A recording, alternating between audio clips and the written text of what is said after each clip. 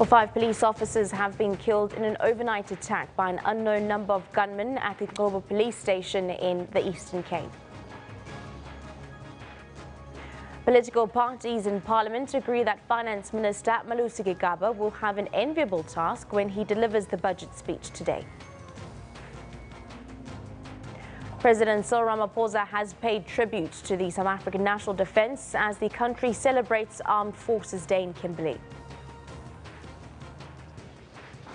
Committing to this new deal, this new long-term relationship. I just want to say a big thank you to you guys and just thank you for supporting us and backing us.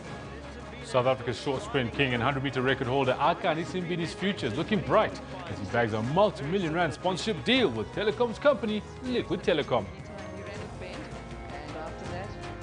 Was just about getting to the final. Hello and welcome to Newsroom. I'm Shanta Yankees coming to you live from our Auckland Park studios in Johannesburg. A lot coming up between now and 12 p.m. as well as your pre-expectations from the budget speech, which is set to take place later today, as well as the latest news from the continent. Kendall Mahmata is standing by with all your sporting highlights. Very good morning to you. Very happy Wednesday. Kendall dancing just before we started set this morning. Yeah, no, it's a great day. I mean, I'm looking forward to the start of the athletic season. Akani Simbini looking like he's going to do really well Securing this entire bag. season. Oh yes, oh yes. And also the Proteas have got another chance to prove their mettle a little later this afternoon against India. Back now to Shanta.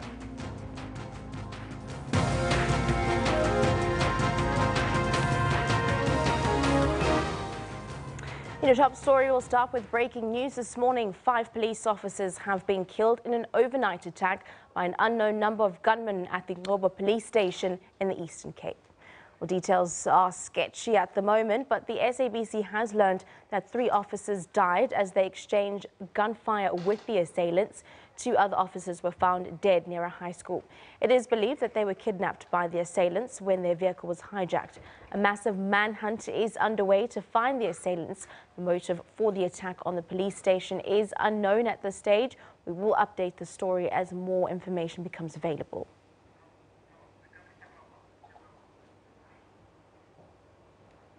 Well, for more on the police shooting, we speak to our reporter on the scene, Zimbabwean. Very good morning to you. Thank you very much for joining us. Essentially, what details can you give us at this moment about that shooting at the police station?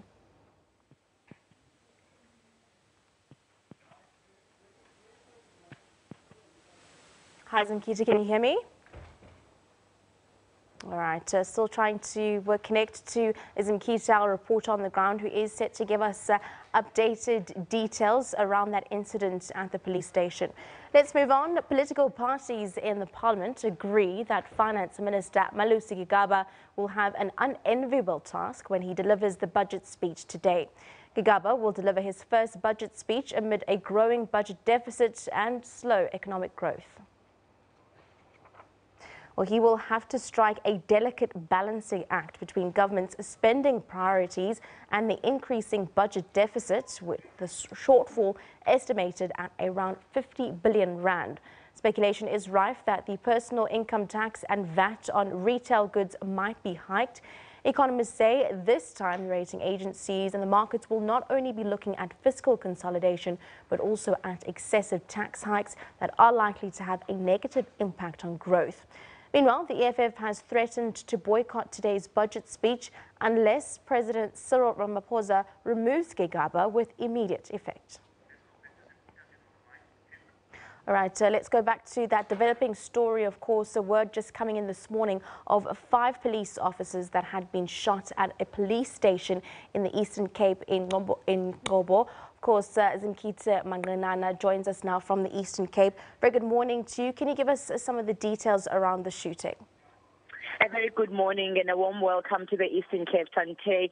Hundreds of people are now around the police station. They have heard that gruesome incident took place here last night, and 5 police officers were killed, and another retired soldier who stepped out of his house after hearing several gunshots was also killed while the criminals were trying to flee the scene.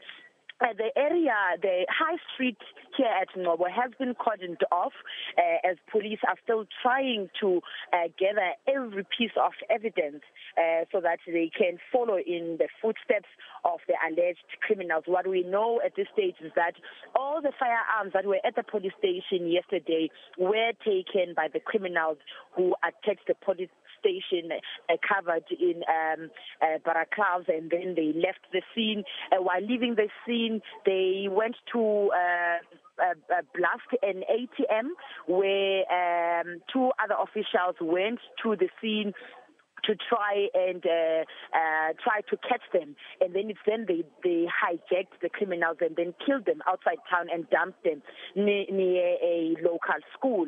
So in and around Ngobo, the mood is very tense. Even next to Nyanga Senior Secondary School, the mood is very tense as those bodies of the two officials are still there, because since the early hours of this morning, the provincial crime scene investigation has been gathering every piece of information in the three separate crime scenes. Can you give us from the policing side, have they released any official statements? There has been a statement that has been released by the National Police Officer, and the National Police Commissioner has condemned this incident, saying that it cannot be that police officers who are supposed to be making sure that people are safe are the ones that are being targeted by criminals. And also the police minister, Fikile Mbalula, has also reacted, saying that this incident is totally unacceptable and police must do all the thorough investigations that need to be done so that the people who are responsible for this incident can be apprehended. I must also mention, Shante, that this is not the first time that Ngobo police station has been attacked, but it has never been to this magnitude that 5 police officers have been killed as a result of the incident. Last year, the way criminals who came into the police station at night, and one official died after that incident. And the year before that one, which is 2015, another similar incident took place here, but no one was injured. So this one has shocked the entire Eastern Cape and the national community, because 5 officials have been gunned down, and a 6th person who was trying to check what was happening around town was also killed, which then gives us 6 people who were killed in connection with this incident.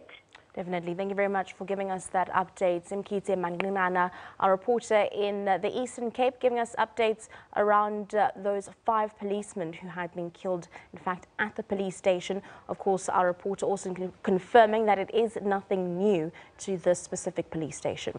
Well, moving on, people are talking about the budget that is to be tabled by Finance Minister Malusi Gigaba in Parliament.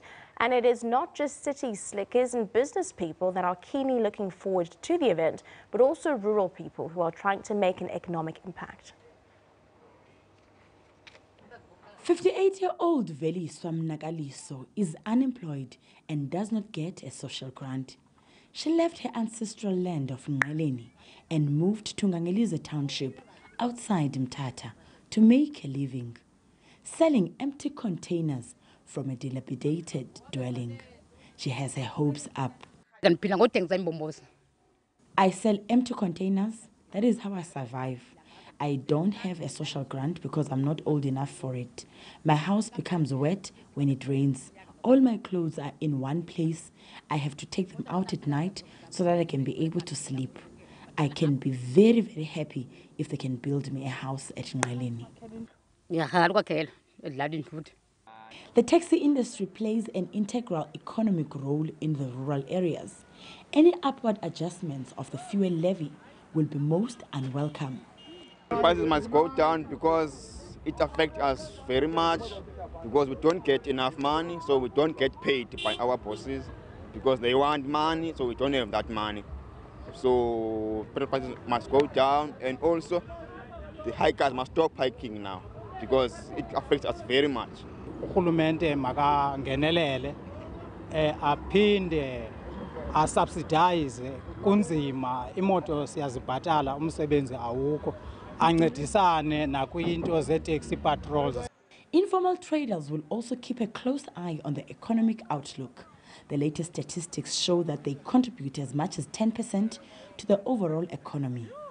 I want the government to give us money because my business is so small. So please help us. Sikhalela okokuba sincediswe ngemali sakhelwe neshelter xa kunethwa siyanethwa zimvula urhulumente nje makasincede ngaloo nto.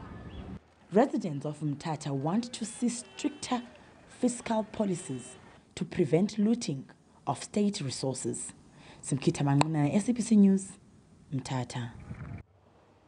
Well, the South African National Defence Force is considered to be one of the well-resourced armies on the African continent. Well, since the establishment of the SANDF, South Africa has been involved in a largely number of peacekeeping operations on the continent. However, it's not all just about being in the front lines. Our reporter Nompumelelo Mthethwa went out to check a variety of career opportunities offered in the SANDF for young South Africans. Every year on the 21st of February, South Africans are given the opportunity to witness this. The might of the SANDF.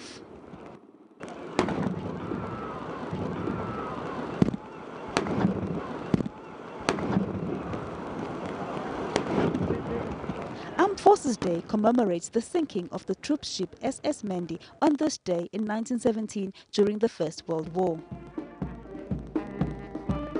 It was on one of the Armed Forces Day parades when a young Rirandu Mutlangu's interest in the army was aroused.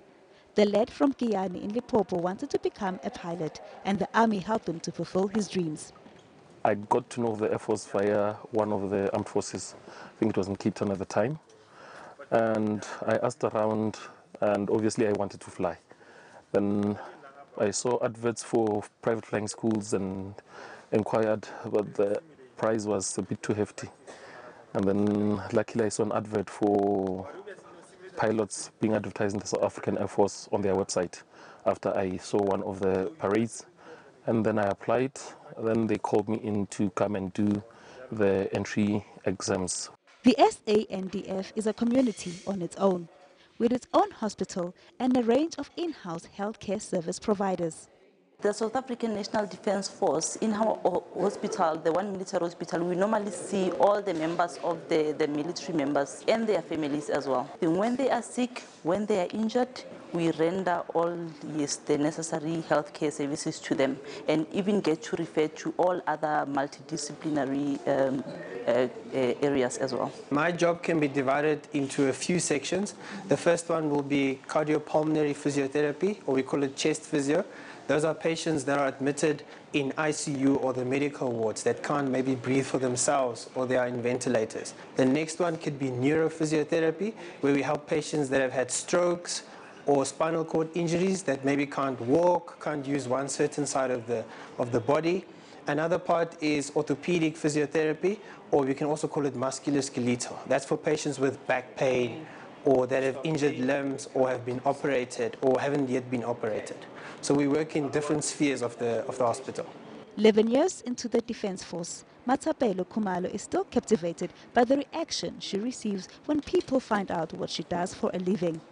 They say, okay, what job are you doing? And then I tell them that I'm an aircraft electrician. They're like, okay, what is that?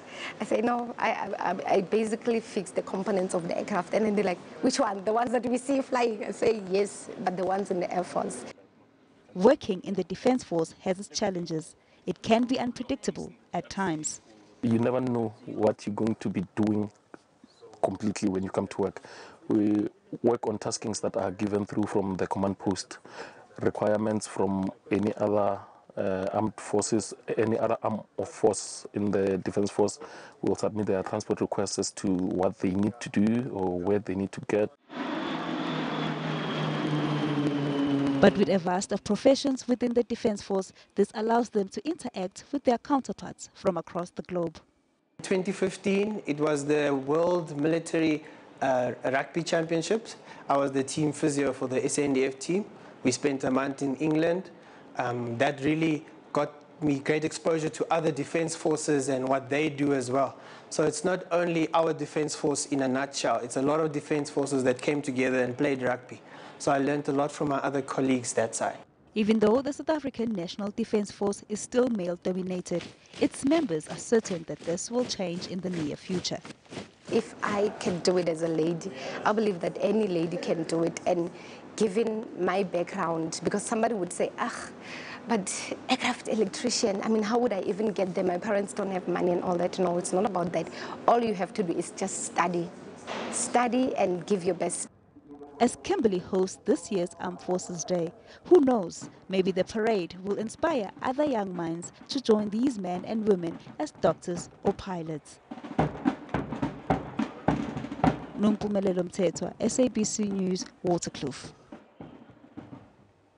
Well, President Cyril Ramaphosa has commended the South African National Defence Force for its diversity. Ramaphosa addressed the SANDF's Armed Forces Day celebration in Kimberley. The day commemorates servicemen who have lost their lives on duty and the sinking of the SS Mendi in 1917. A decision was taken in 2012 to proclaim the 21st of February as Armed Forces Day. It commemorated and commemorates the day in 1917 when the SS Mendi was sunk in the English Channel during World War I. The SS Mendi was transporting 823 members of the 5th Battalion, the South African Native Labour Corps, to France when it was struck by the SS Dora. Over 600 black troops died in that disaster. It is a day on which we remember the bravery of soldiers prepared to fight in a war that was not theirs. It is recorded that as the SS Mendi sank, the soldiers chose to die with dignity and with honor. It was this tragedy that S.E.K. Mqhayi recalled in his poem, Ukuchona Kukamendi. In it he writes, could we have sacrificed anything more precious? What did it mean to sacrifice a village? Was it not giving the bull calves of your homestead, sending those very ones who loved you as a nation? We are talking deep now. We have added our voice. Proudly, we are part of those opening the road to freedom. In the way Abel was the sacrifice of the earth, in the way that Messiah was the sacrifice of heaven, be consoled, all you orphans. Be consoled, all you young widows. Somebody has to die so that something can be built. Somebody has to serve so that others can live.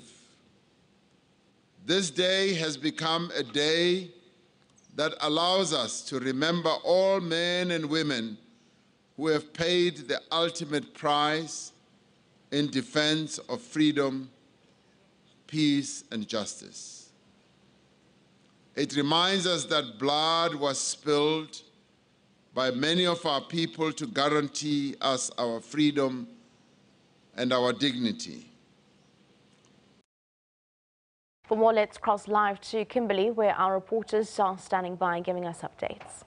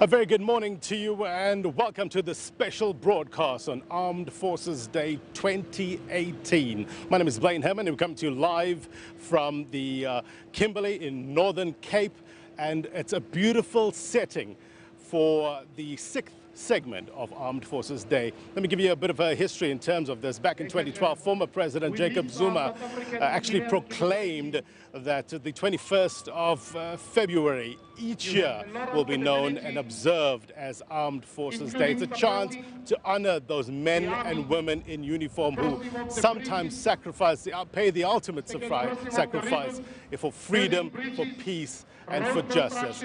President President Cyril Ramaphosa addressed the nation.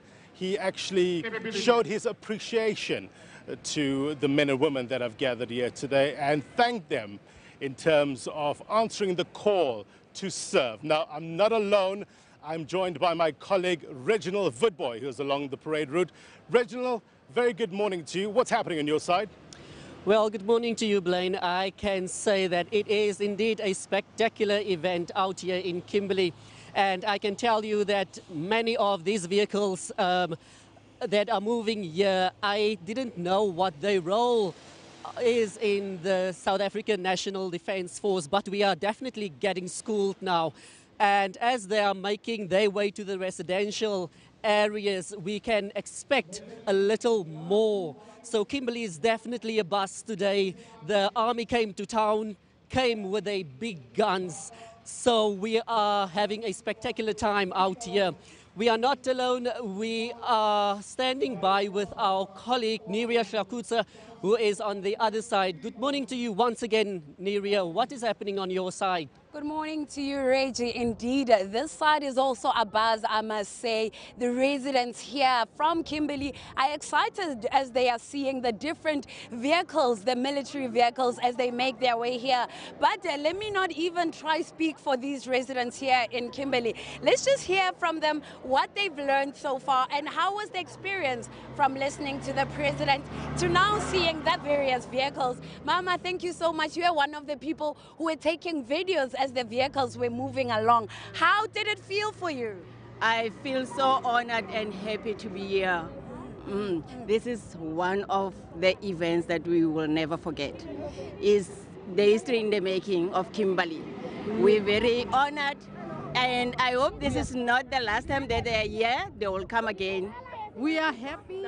There you have it from the residents, of course, like President Cyril Ramaphosa said, that this is another effort to basically show the people what the army is about, to bring the army to the people. And you can see that they're excited to have this experience. And what more better area to have it than in Kimberley, where we already have an Air Force artillery school. So you can already see that this has made a difference here in Kimberley. And of course, we will be seeing the province itself having more light, and we'll see, of course, the city itself being abuzz as the soldiers make their way all around the city. Let me cross to you, Blaine, for now.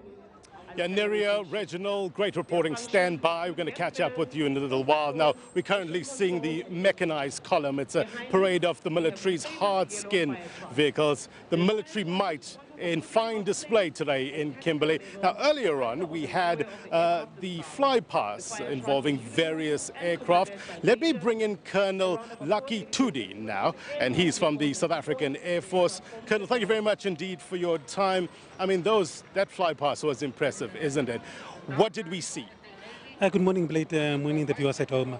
The first formation that we got to see, it was during the Twin One gun salute. It was the formation of 3 A109 helicopters that were flying the two national flag as well as the South African National Defence Force flag.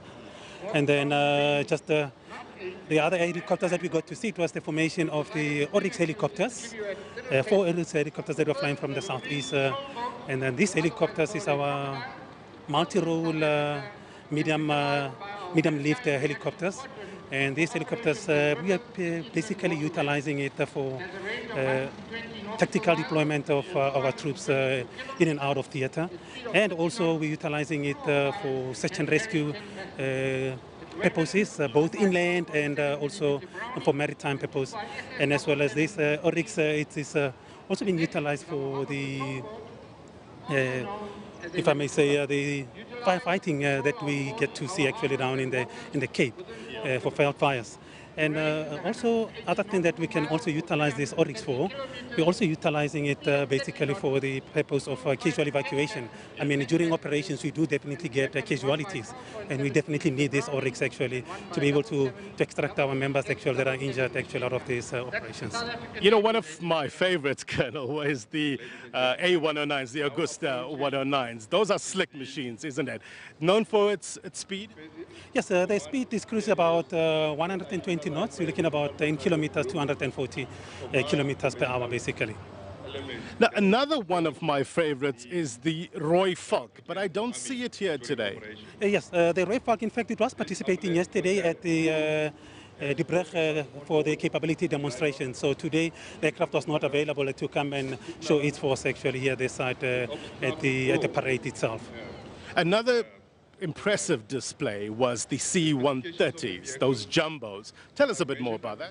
Wow, the jumbo is the workhorse of the South African National Defence Force. This machine actually is one of the reliable fixed-wing aircraft that we have in this organization, and it's all the way from 28th Squadron Air Force Base Warkloof.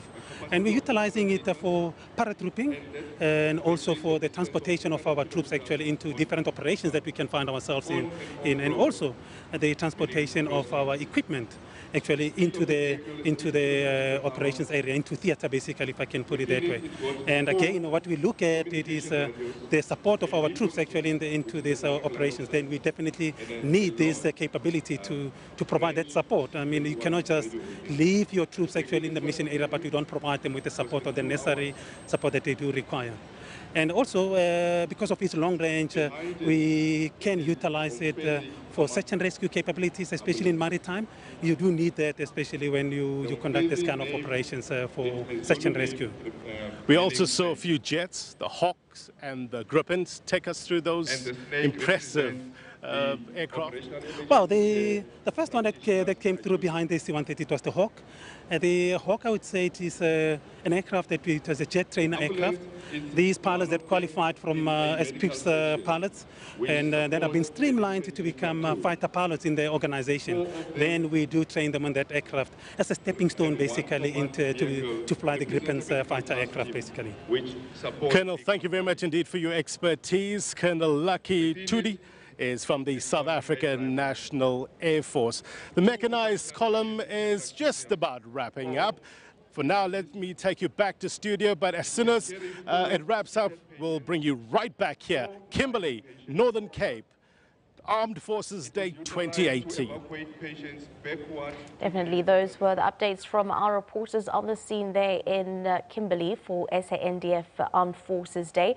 But now then, let's have a look at our question of the day we're asking on SABC Newsroom this morning. And of course, that is, what should the Finance Minister prioritize in his budget speech this afternoon? Send us your comments on @SABC Newsroom. We'll have a look at some tweets after the break. Let's take a short break. Do stay tuned.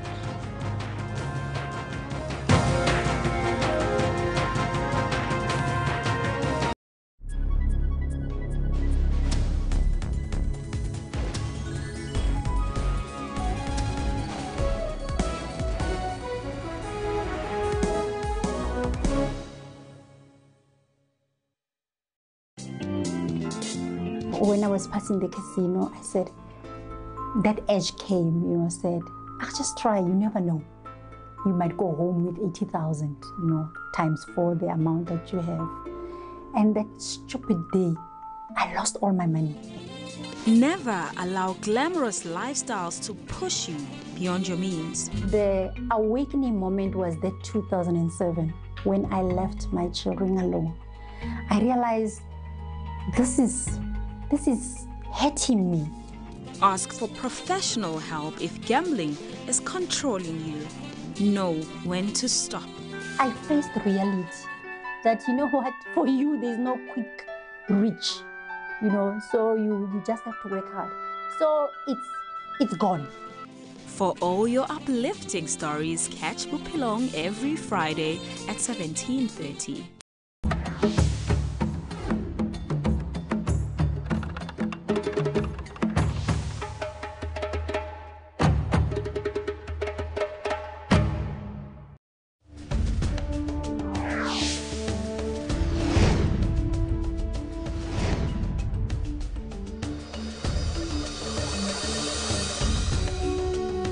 Live budget speech on Wednesday at 1400 hours.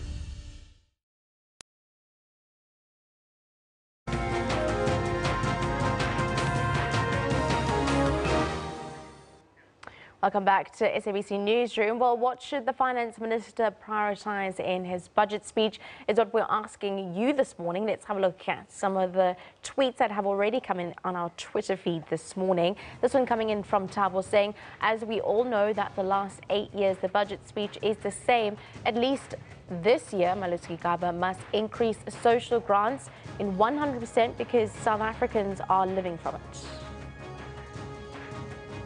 And Kona says he must prioritise on recovering all stolen and misappropriated funds and centralise public works payments, increase taxes for the rich and the total cleansing of SARS.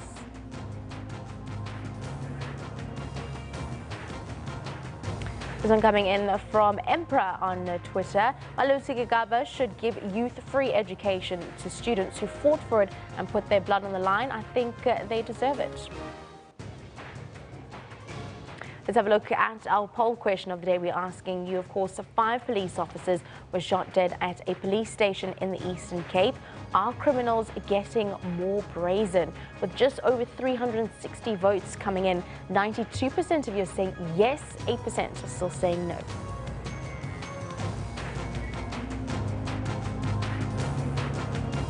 And in your tweets, Ikola says, we've reached the point of lawlessness in our country. Criminals have more power than law-abiding citizens and law enforcers.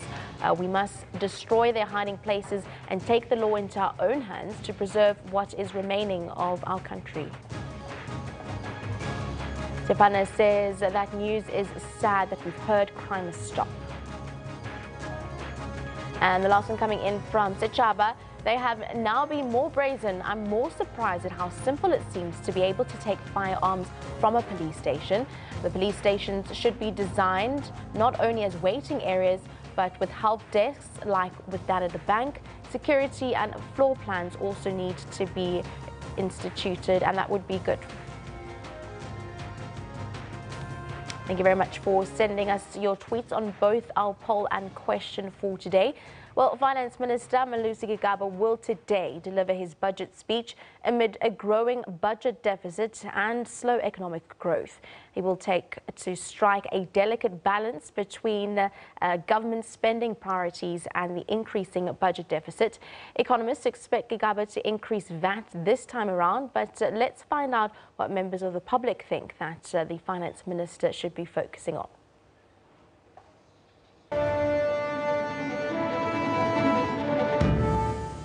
Most experts suggest that VAT is likely to increase. Expecting a budget that will put less pressure on the factors that might lead us to another downgrade.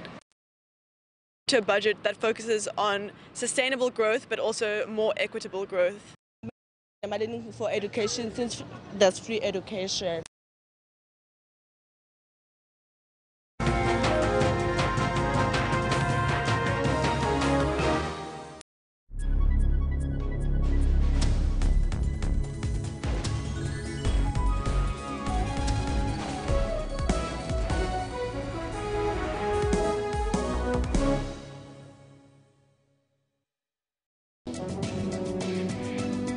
Welcome to Media Monitor, the show that analyzes the big news stories that made headlines. We bring you robust discussions on stories that made headlines in the week, where we interact with media analysts to unpack these top stories. Join me every Sunday morning from 9 to 10 Central African Time as I bring you riveting news and analysis. Stay tuned to Media Monitor every Sunday from 9 a.m. News at 9. We go beyond the headlines of the day's breaking news to bring you all the angles and in-depth analysis of stories. We go beyond the surface, including on how it will impact your life.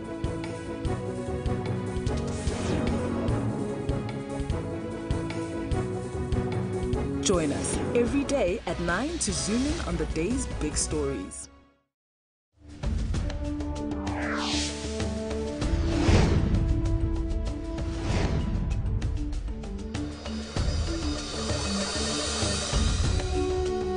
Live budget speech on Wednesday at 1400 hours.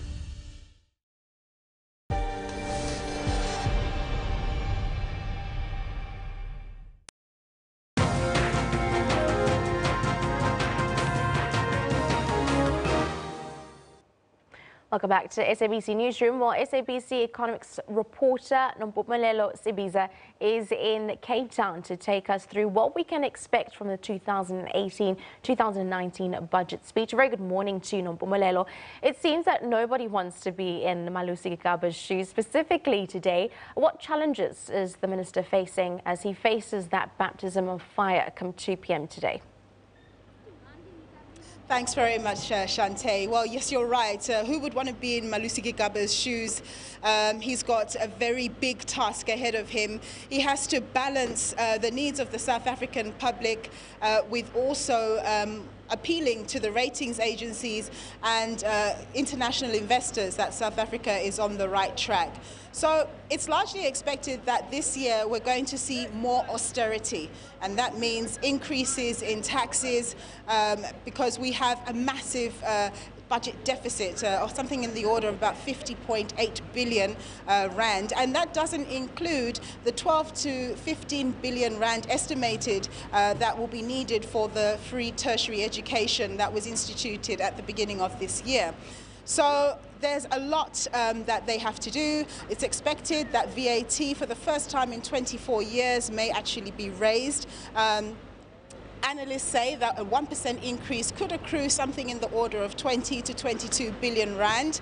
That would nicely help to fill the gap if it was to go up by 2 percentage points. But as you know, it is a little bit of a political hot potato, the VAT, because it's a consumer tax and it's considered to be more of a regressive tax. Obviously, they can look at personal income tax as well, but the higher end earning people already are taxed quite substantially. I think at around 45%, and they may start employing, if they haven't already, tax avoidance measures, which means that at the end of the day, the tax that would be hoped to be raised wouldn't be raised because people are avoiding tax. So on the social side, you mentioned in one of the tweets, people demanding more money because the cost of living continues to rise, even though we're always hearing that inflation has calmed down and so on and so forth. So he has to balance that. But some people are saying, do we really need more taxes? Don't we need better governance in government? We know that every year the Auditor General tells us that billions and billions of rand are wasted or unaccounted for, which could have been going to good efforts for the economy and for the South African people. So they're going to have to strike a very fine balance, and I certainly wouldn't want to be in his shoes. Shante. Definitely. Now, well, let's talk about that 50 billion rand budget deficit. What are the likely areas that we could see the minister focus on this afternoon? Okay, well, that 50.8 billion, as I mentioned, it doesn't include the educational spend, and that's just for this year, this fiscal year. I think for 2018-2019, we're talking about a further deficit of about 63 billion, and then from 2019 to 2020, further deficit of a further revenue shortfall, pardon me, I'm mixing my concepts, a further revenue shortfall of over 84 billion rand. How they'll be able to fill that gap, well, it escapes me, but certainly we're not going to escape tax hikes. We're going to see tax hikes in terms of the fuel levy. That's an indirect tax. Last year, they instituted a tax on sugar. So when we consume sugar products, fizzy drinks and so on, we have to pay a bit more now because they've raised the tax there, and so they'll be able to accrue some revenue from there. It's estimated something in the order of 11 billion. The fuel levy and so on, that will accrue maybe about 10 billion.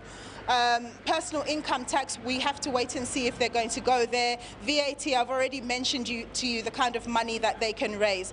The other option that they have is to sell government assets. That's also on the agenda. Earlier, people had thought that government would consider selling some of its telecom shares. Telkom put out a notice to shareholders that they need to be careful, that there might be a transaction, but then that announcement was reversed and it never happened. Government didn't sell those shares. Those shares accrue government something in the order of about 900 million rand per annum, so they do get quite a nice income therefrom. So yes, we have to see what other assets they can. They need to consider perhaps part privatization of state-owned enterprises. State-owned enterprises are obviously key in terms of being restructured. President Cyril Ramaphosa talked about a different way of running SOEs, a different way of appointing boards and the executive going forward, so that we can do away with the past of a lot of cronyism and corruption that has taken place in these key institutions which are supposed to benefit the South African public. Definitely. Lastly, Nompu, how does the minister broaden the economic pie to accommodate a previously disadvantaged majority with still a relatively sluggish growth and a continued shrinkage revenue base? Yeah, good question. Well, look, it's a tough ask, but I think President Cyril Ramaphosa, he touched on some of those issues in the SONA. He talked about more investment in the youth, talking about setting up incubation hubs for startup companies, empowering or at least injecting more capital into funding institutions so that they can fund small businesses, because ultimately it is small businesses that are going to make a big difference in terms of denting unemployment. So, all those good things have been spoken to, investment into manufacturing, trying to get us reindustrialized again, creating incentives for companies to invest in sectors and so on. Of course, there is an argument that sometimes when government provides these incentives, it actually benefits the employer more than the employee. That has been said about the employment tax incentive, people saying that actually it's benefited companies rather than individuals who've gone in and got work. So there's a lot of debate that's going on. There are great ideas out there. The president mentioned them, and I think today what will be key is that Mr. Gigaba will have to speak to those, put numbers on those various initiatives. Like you say, we have one pie and everybody needs to be able to share in that pie. How they're going to carve it up, well, we have to wait and see, Shante. We're definitely going to have to wait and see. Let's wrap it up there. Thank you very much, SABC economic reporter Nompu Sibiza, live from Cape Town, as we give you a prelude into today's budget speech, which is set to take place at 2 p.m. Well, now we are joined in the studio by Executive Director of Bravura, an independent investment banking firm, Mr. Ian Matthews, to take us through the budget minefield. Very good morning to you. Thank you very much for joining us this morning, Mr. Matthews. Morning, Shanta. Thanks for having me. Essentially, let's talk the budget speech. At this point, it's speculation, but we'll start with that 50 billion rand budget deficit. How does one maneuver out of it? I think that's with great difficulty. And as I think your colleague just said, it's 50 billion is for this year. Next year, that is for 2019, we're looking at about anything between 65 and 70 billion. So you've got a couple of options to try and fix it. I think the minister has to think both short-term and long-term. Short-term essentially being what does he do in the coming year, and there he's got a couple of options. Income tax for individuals, looking at not dealing or not providing relief for budget creep, and potentially increasing the tax rate, and as well as increasing the inclusion rate on capital gains, which helps to the extent of 15 billion rand. VAT, that's a tough one. Yeah. I think that's for every percentage point that you increase it, you're getting an extra 22 billion. But again, it's politically charged, it's difficult. You actually are hurting the people that can least afford it. The third alternative really goes to medical aid credits, where again, the number you're talking about is about 22 billion.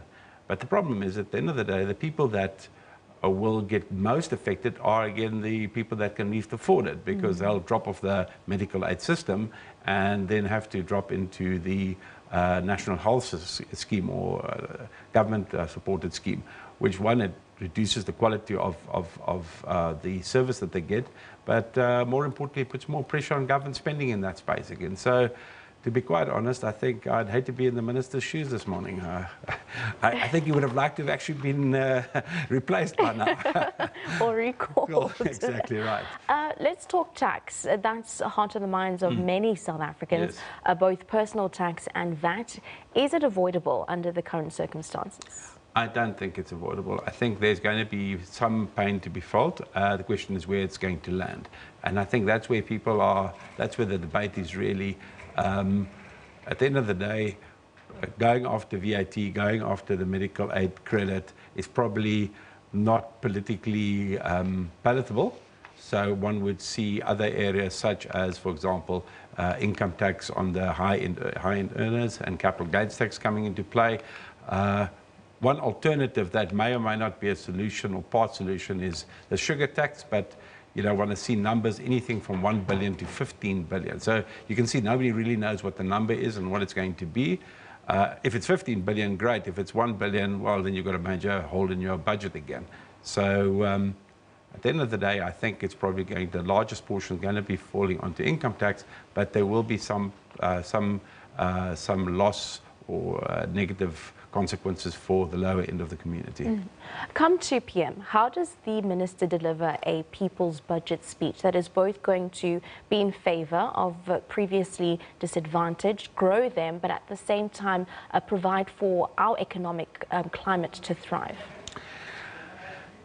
One, I think he actually doesn't have too many options right now. He's going to have to provide a budget which at least brings us to within a reasonable level of shortfall.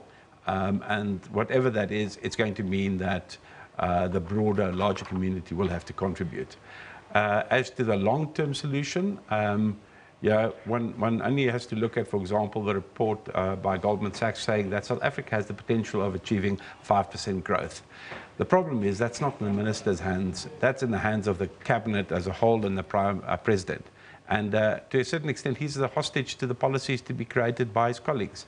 So, yeah, I think today is really about just a holding pattern, trying to keep things sort of together.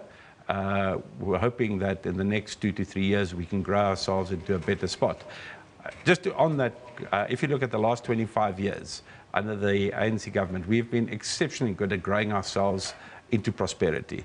If you think about, I'd say about 70%, or let's say 15 years of the last 25, we have been able to grow at between 3 and 7% per year in that period of time. We've had one of the most stable policy periods from a financing point of view, or financial point of view, for many, many years. So it is a question of us committing in the short term, taking some pain, but looking to a future where things will get better. Speaking of commitment, let's talk about SARS and the efficiency thereof, and also the implications of trying to increase or broaden the tax base, but necessarily not rocking the boat too much. I think SARS has a lot of work to do to improving its administration. It had done really great work under our previous Minister of Finance and Commissioner Pravin Gordhan. As we stand today, I think there's a lot of questions about the administration, the quality of it, and some other, shall I say, less sort of happy events that have occurred, the loss of high-quality people, the KPMG report. And then Jacques Poe's book has also created some sort of doubts about the quality of service that one is getting over there. But that there are good people over there that are doing great work, that's no question about it.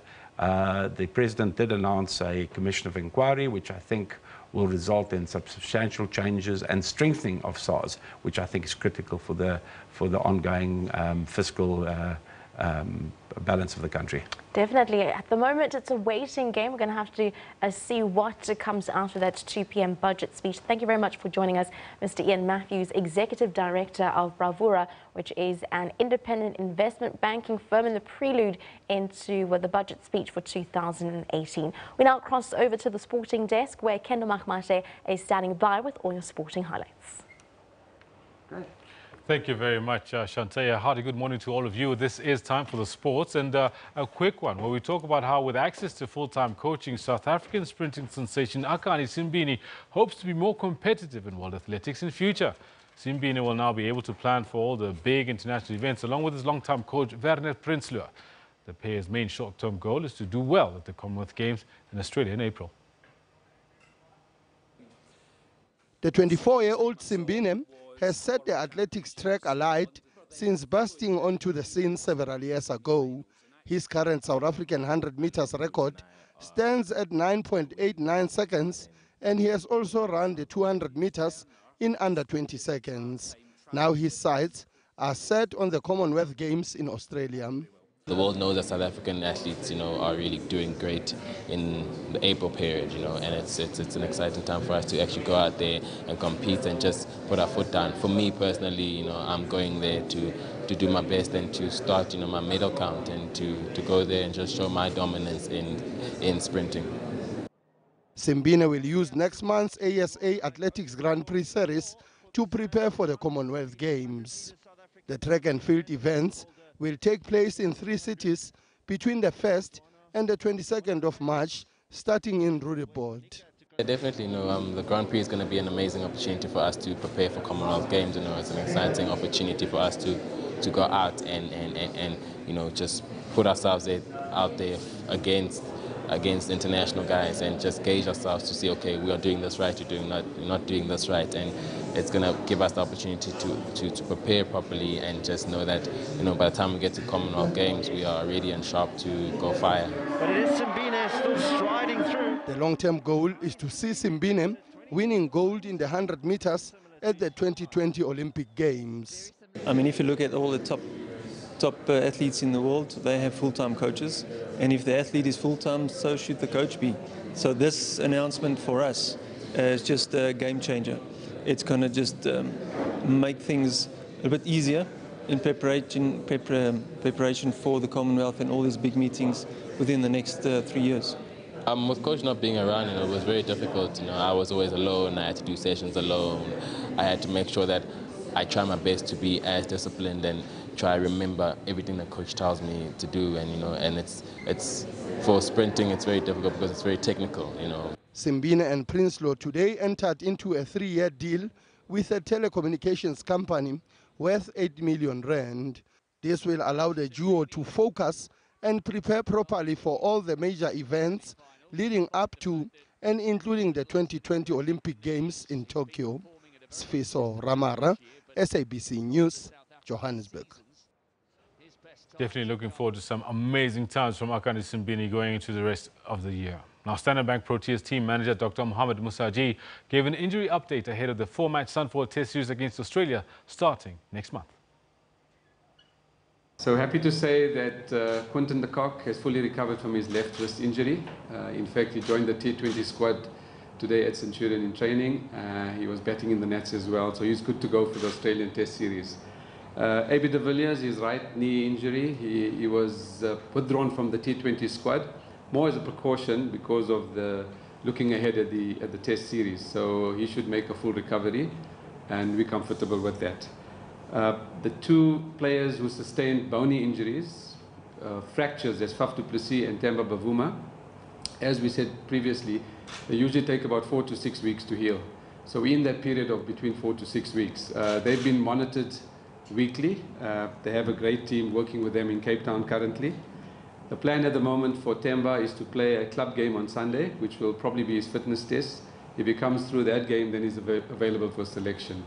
Faf starts batting tomorrow, and we're hopeful that he should come through that and make himself available to captain the team against Australia for the first test in Durban.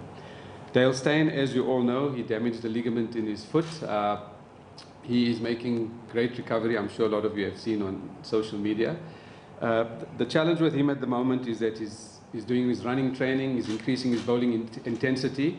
In all likelihood, he probably will feature in the test series against Australia, but I'm sure the medical team will probably want him to play some form of cricket before a test match, and we're going to target one of the 4-day matches for the Titans. And again, it's more, you just got to update weekly. So for now, he's making great progress, but we'll probably know by next. I don't know if you picked it up, that literally the Proteas have literally written off this entire T20 series against India. They're saving all of their stars for the tests against Australia. And that's why we're asking you, what are the Proteas' chances against Australia in light of their current form? Having lost their last test against India, and then the ODIs, 5 out of 6, now the T20s. A couple of tweets coming in right now. Ikon Anazo says, everything is possible only if we can manage the introduction of new players, and they must be, their on-field performances must be on merit. Michael Bigamstola says, the same chance you stand, K. Makamate, of winning the national lottery.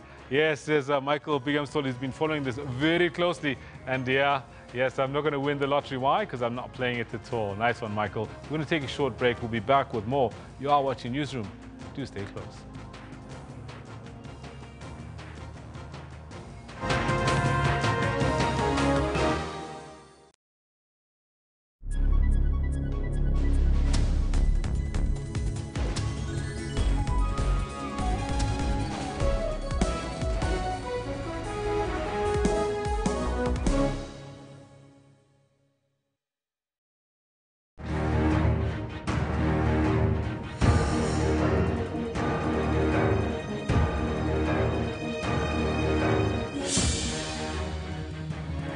South Africa is in need of a frank dialogue. My name is Onkgopote JJ Tabani. Join me every Sunday at 8:30 on SABC News Channel 404 as we speak to leaders of society, business and government about the state of our nation. Come now, let's talk frankly.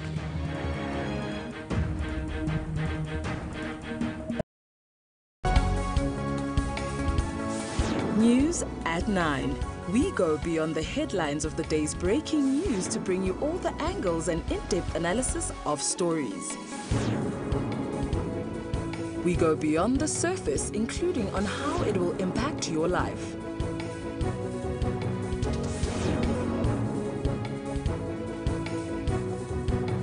Join us every day at 9 to zoom in on the day's big stories.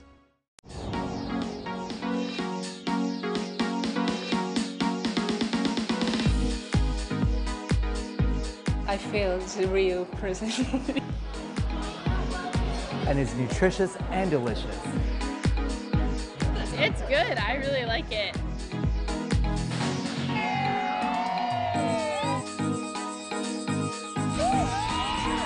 This celebrates being South African.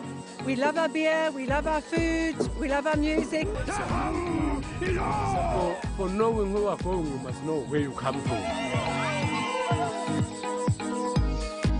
I'm excited to be part of this year. For all your travel trends, catch us every Sunday, 12 midday on Channel 404.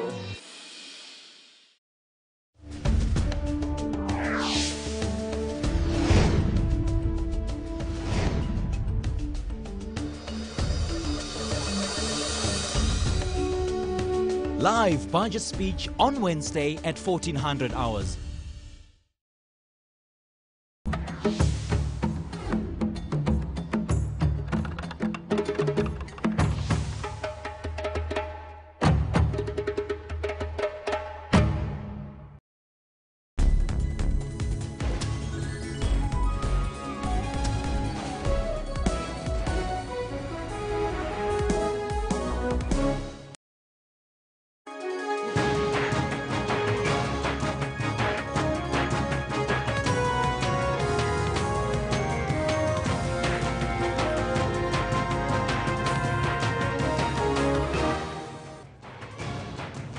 5 police officers and a retired soldier have been killed in an overnight attack by an unknown number of gunmen at the Gigaba police station in the Eastern Cape.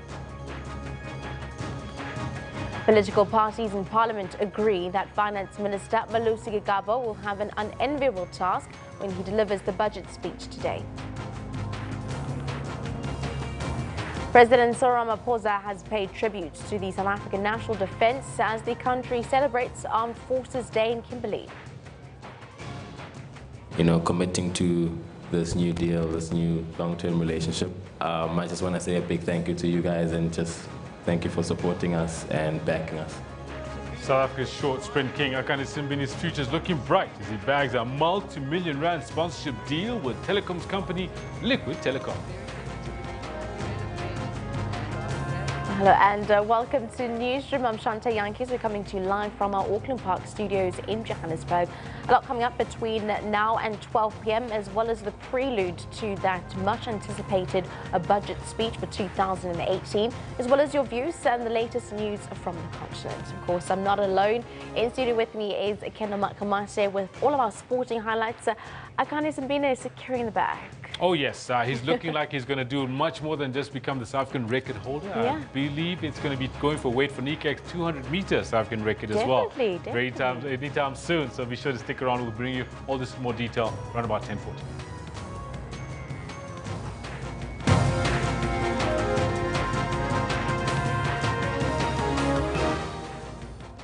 The top story, National Police Commissioner General Ketla Sitole has dispatched elite crime-fighting units to Gigaba in the Eastern Cape, where 5 police officers and a retired soldier had been shot dead in an attack on a police station and subsequent shooting.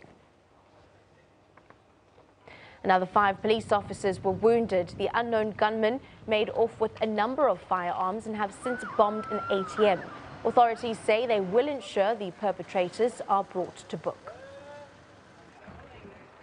For more on the killing of members of the South African Police Services in Gigaba is the Eastern Cape SABC reporter Simkite Manginana speaking to the Eastern Cape Police Commissioner. A very good morning and a warm welcome to the Eastern Cape. As you can see behind me, this is the police station where the unknown gunmen attacked police officers who were on duty last night, and 5 of those police officers were unfortunately killed, and 3 of them were killed on the spot, and another 2 were killed elsewhere just outside Gigaba, and their bodies were dumped near Nyanga Senior Secondary High School. But now we're going to speak to the Provincial Commissioner, Umamunjinga, who's going to tell us about this gruesome incident that took place here last night.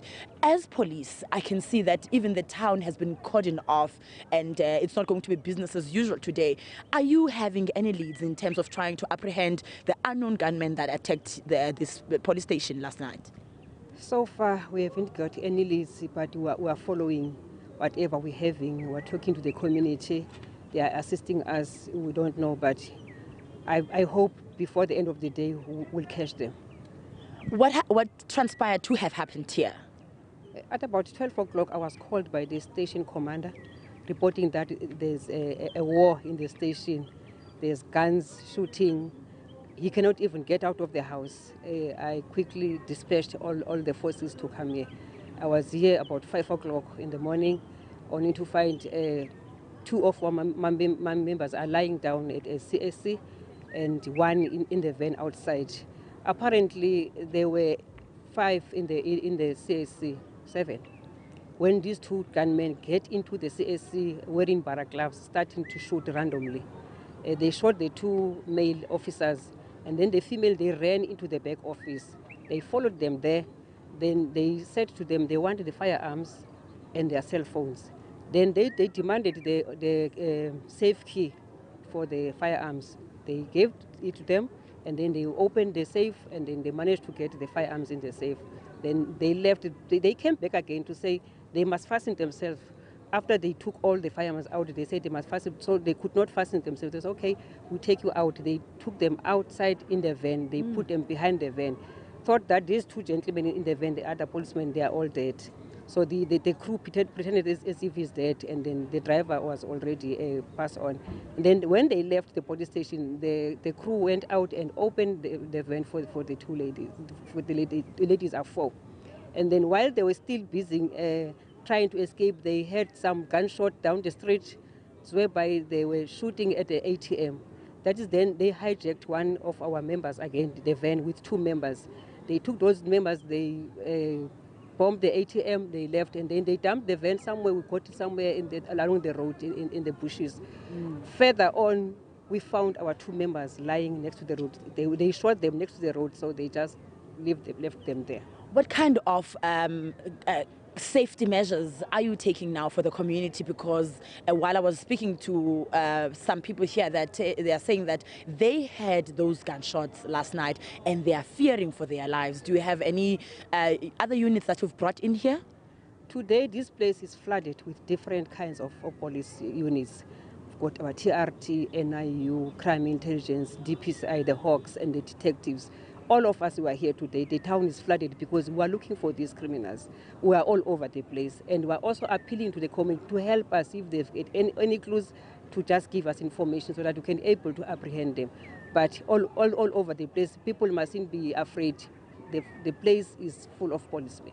This is not the first time such an incident occurred here, even though it was not to this magnitude. Last year, this police station, unknown gunmen came in and a police officer was killed, even though it was one. A year before that one, there was also police officers that were attacked, but no one was killed. What prevention methods do you think need to be taken into consideration here to try and stop those elements? I think this police station is in an awkward place because the manner it is designed, it doesn't even have a gate. So there's a free access for people because remember, this is a town. People are coming in and out even at night. So it's a busy police station. So we don't have a gate where we lock. So it's only the door. So remember, the police station, we cannot lock it. If the door is open, people must come in and be saved. It's unfortunate that now they're coming in to attack the policemen. Okay, thank you very much for your time. Well, those are some of the views of the following the incident that took place here at Ngobo. Though it's 5 police officers that were killed yesterday after that incident that took place here, another retired soldier who had gunshots and stepped out of his house was also killed when the incident was happening last night. And then that brings the number to 6 people that were killed in connection to this incident. That's all we have time for now. It's back to you in Johannesburg. Thank you very much, Mkita. Just giving us updates there around the police killings there. 5 police officers shot dead, as well as confirmation of a retired soldier. We will keep you updated on the story as it emerges throughout the course of the morning. Well, political parties in Parliament agree that Finance Minister Malusi Gigaba will have an unenviable task when he delivers the budget speech today. Gigaba will deliver his first budget speech amid a growing budget deficit and slow economic growth. Well, he will have to strike a delicate balancing act between government's spending priorities and the increasing budget deficit, with the shortfall estimated at around 50 billion rand. Speculation is rife that personal income tax and VAT on retail goods might be hiked.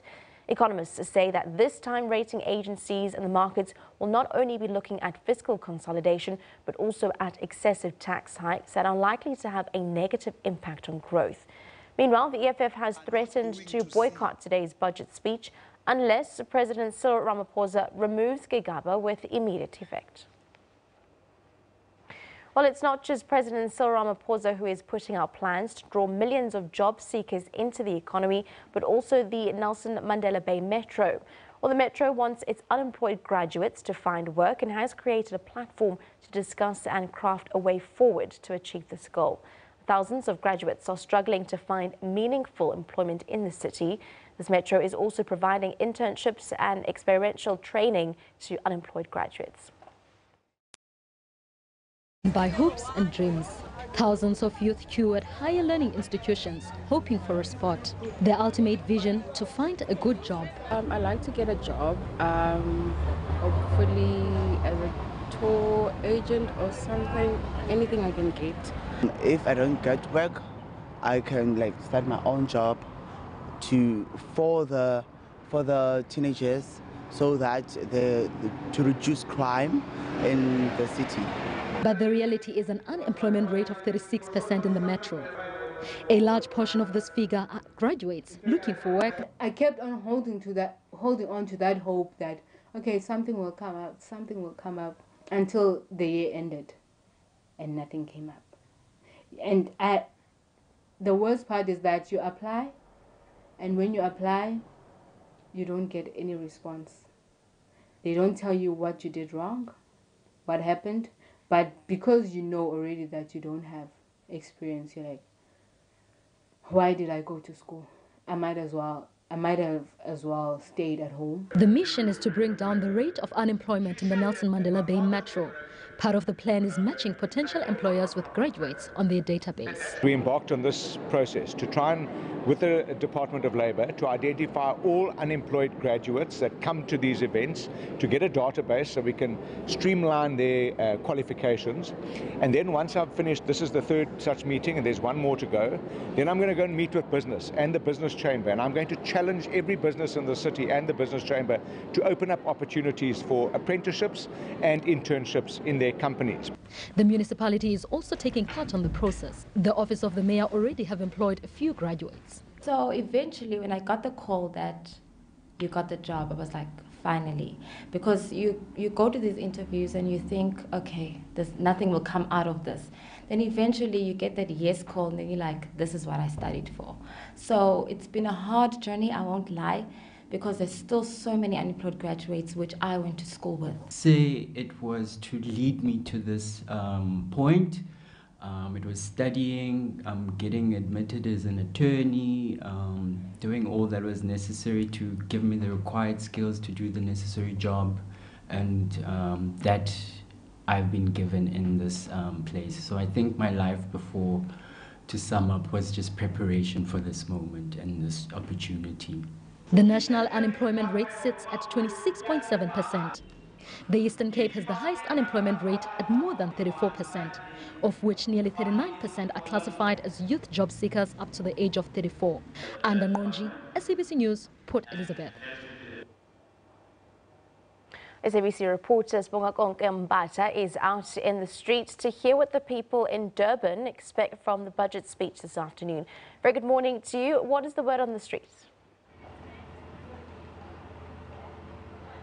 Very good morning. I'm currently coming to you live from University of KwaZulu-Natal Westville campus.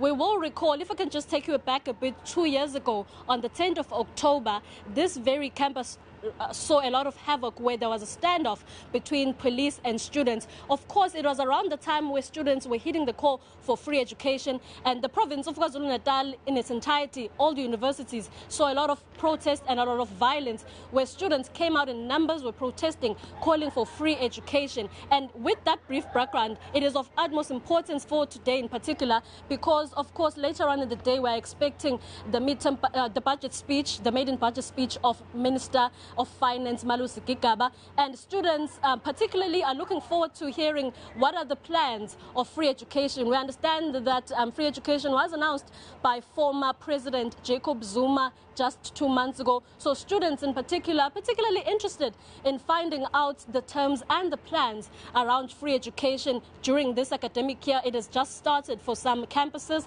to just get a feel in terms of what are their expectations. I'm going to speak to 2 students from this very campus, but of course we're going to just take it back a bit. From the moment when free education was announced, it was of course a victory, I understand, Amanda, for students. Yes, it was a very big victory, especially since we've been on this call since 3 years ago or 6 years ago. From the ANC, they promised us that we will get the free education. And for the presidents, the former presidents who announced that we are getting free education, it was a big victory, especially since we can see that the universities are working with us in terms of rolling out the free education. We see, of course, that this call was not in vain.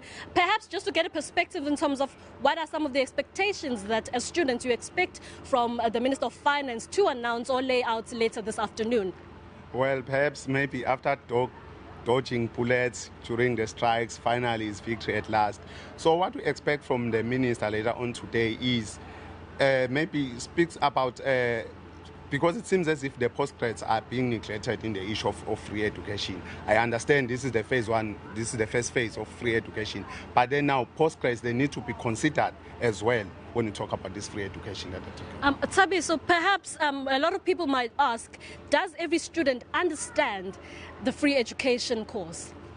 Well, at this stage, they don't, because I think there's a lack of communication between the people in the Department of Higher Education and the people in different universities, filtering the information down to the administrator whom deal with students on a daily basis. And of course, later on this afternoon, you will be watching with particular attention just to hear what the minister says. Exactly. And I can't wait. Thank you very much. As you have heard from students themselves, that around 2 p.m. this afternoon, nothing will be done. Everyone will be watching with attention to find out what the Minister of Finance says with regards to free education, the plans and progresses around it. It's back to studio right now. Thank you very much for that. Sibonga konke Mbasa in Durban. As we give you the prelude and the word on the street as to what ordinary South Africans are expecting come 2 p.m. for the budget speech of 2018. Well, President Cyril Ramaphosa has commended the South African National Defence Force for its diversity. Ramaphosa addressed the SANDF's Armed Forces Day celebration in Kimberley. The day commemorates servicemen who have lost their lives on duty and the sinking of SS Mendi in 1917. Decision was taken in 2012 to proclaim the 21st of February as Armed Forces Day. It commemorated and commemorates the day in 1917 when the SS Mendi was sunk in the English Channel during World War I. The SS Mendi was transporting 823 members of the 5th Battalion, the South African Native Labour Corps, to France when it was struck by the SS Dora. Over 600 black troops died in that disaster. It is a day on which we remember the bravery of soldiers prepared to fight in a war that was not theirs. It is recorded that as the SS Mendi sank, the soldiers chose to die with dignity and with honor. It was this tragedy that S.E.K. Mqhayi recalled in his poem, Ukuchona Kukamendi. In it he writes, could we have sacrificed anything more precious? What did it mean to sacrifice a village? Was it not giving the bull calves of your homestead, sending those very ones who loved you as a nation? We are talking deep now. We have added our voice. Proudly, we are part of those opening the road to freedom.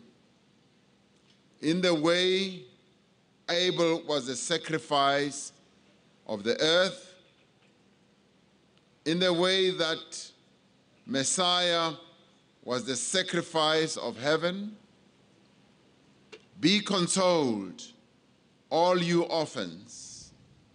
Be consoled, all you young widows. Somebody has to die so that something can be built. Somebody has to serve so that others can live. This day has become a day that allows us to remember all men and women who have paid the ultimate price in defense of freedom peace, and justice. It reminds us that blood was spilled by many of our people to guarantee us our freedom and our dignity. News just coming in, the Hawks have raided the Northwest Health Department offices and have taken some statements regarding alleged fraud and corruption levelled against high-ranking officials.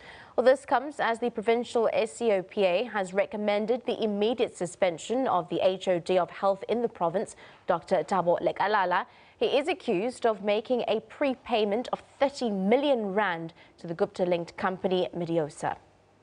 For now, though, let's take a short break on SABC Newsroom. This and more when we come back.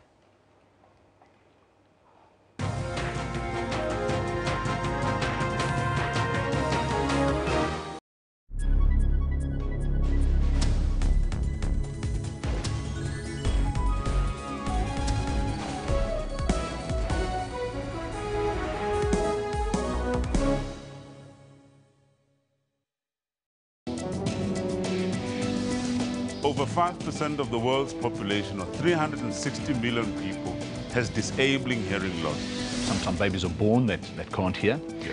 And especially during the pregnancy, where there's some infections that mom could pick up that can actually transmit that damage to the ear, and those children can be born deaf.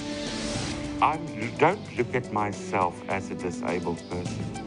I looked at myself as Bruno, not with a disability. I don't have barriers. I use South African Sign Language because I have a language. And unfortunately, we need to talk to the teenagers and the young people out there. I know it's now fine to go to the concerts and listen to that loud music, but you're actually damaging those little hair cells all the time. And you're not going to pay the price now. You're going to pay the price when you turn 45, 50. And then all of a sudden, we're going to see the damage done. For all your health news, join Health Talk every Saturday from 9 to 10.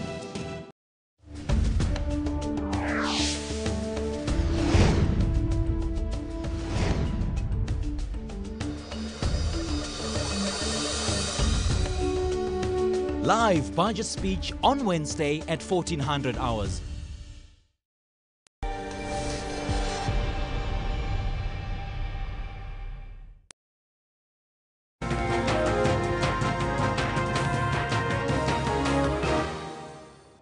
Welcome back to SABC Newsroom. Well, what should the Finance Minister prioritise in his budget speech this afternoon? We've been asking you to send us your comments. Let's have a look at some of the tweets coming through this morning. The first one comes from Michael. Education, health, raising the social grants for the elderly and disabled. May we please also tighten our borders, because that's where the problem starts. We end up accommodating undocumented immigrants in our already strained budget because SANDF are sleeping on the duty and doing nothing. A comment Tebe on Twitter says, free higher education plan. And hello South Africa, also at South African Joy. The new Minister of Police is needed. Someone who takes the job seriously and not someone who spends every waking moment on Twitter playing political games. That would be a good start to sorting out the problem. Well, let's have a look at your poll. Our poll today is, of course, 5 police officers were shot dead at a police station in Eastern Cape, Ngobo. Are criminals getting more brazen is what we're asking you. Well, 8% of you are saying no, 92% of you are saying yes, with just over 420 votes that have come in already in the last hour. Let's have a look at some of the tweets behind those numbers. Thabo says they are getting too brazen. This one coming in says, those suspects that have to be found in the place, it is also so small.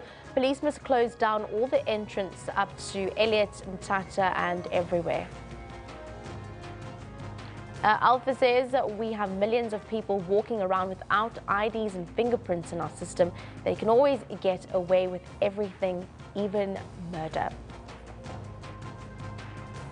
Thank you very much for participating in both our question and our poll this morning. Well, Finance Minister Gigaba will today deliver his budget speech, and economists expect Gigaba to increase VAT this time around.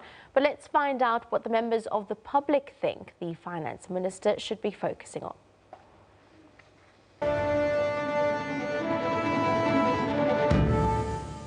Most experts suggest that VAT is likely to increase. A budget that will put less pressure on the factors that might lead us to another downgrade. Look forward to a budget that focuses on sustainable growth but also more equitable growth. For education, since there's free education. Now let's have a look at some of the newspapers and front pages from around the continent making headlines this morning. In Zimbabwe, the Herald reports that violence reared its ugly head at the MDCT leader Mr. Morgan Tsvangirai's burial yesterday, with rowdy party youths threatening to torch a thatched hutch in which the party's co-vice president, Dr. Dogozani Kupe, and SG Mr. Douglas Mwanzora had sought refuge after being assaulted. Here at home in South Africa, the Business Day says that Steinhoff International Holdings lost a case against a former business partner related to how it reported financials for 2016, piling further pressure on the global retailer that has been battling an accounting scandal. And finally, in Namibia, the Namibian reports that Higher Education Minister Ita Kanji Murangi is pushing ahead with plans, of course, to turn the Namibia Students Financial Assistance Fund into a department in her ministry, despite concerns that the cabinet has not endorsed the move. Moving back onto the online space, let's have a look at what's happening on our Facebook page this morning at SABC Newsroom. I will start off with President Cyril Ramaphosa, of course, describing the Marikana tragedy as one of the darkest moments in South Africa's young democracy. He was speaking in his reply to the Joint State of the Nation address. Ramaphosa says he is willing to play a healing role in Marikana. 34 lawmen striking miners were shot and killed at the hands of police back in August of 2012. And of course, then we also see the United Nations Refugee Agency said yesterday that over 600,000 people have been forced to abandon their homes in Tanganyika province in the southeastern part of the Democratic Republic of Congo, as it has warned of an extraordinary humanitarian disaster. And finally, dozens of students and parents from the Florida high school, where 17 teens and staff members were slain last week in a shooting rampage, arrived in the state capital of Tallahassee on Tuesday to lobby for a ban on assault-style rifles. We'll simply search for SABC Newsroom on Facebook. You can follow us and interact with us. Let's have a look at what you can expect coming up after the break. The United Nations in Syria says it's deeply worried for hundreds of thousands of people trapped under a mounting government bombardment of rebel-held enclave of eastern Ghouta.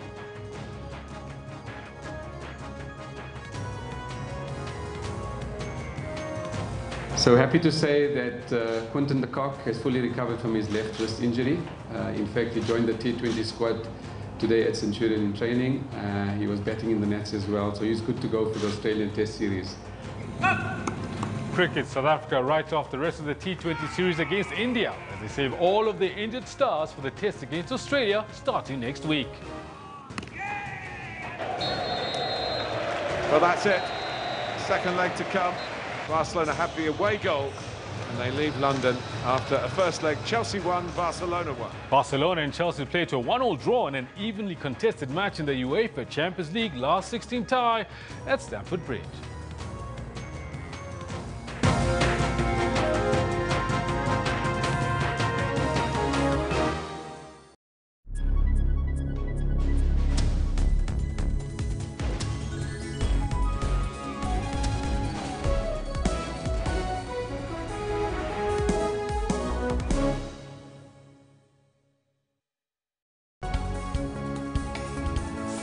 News at 9.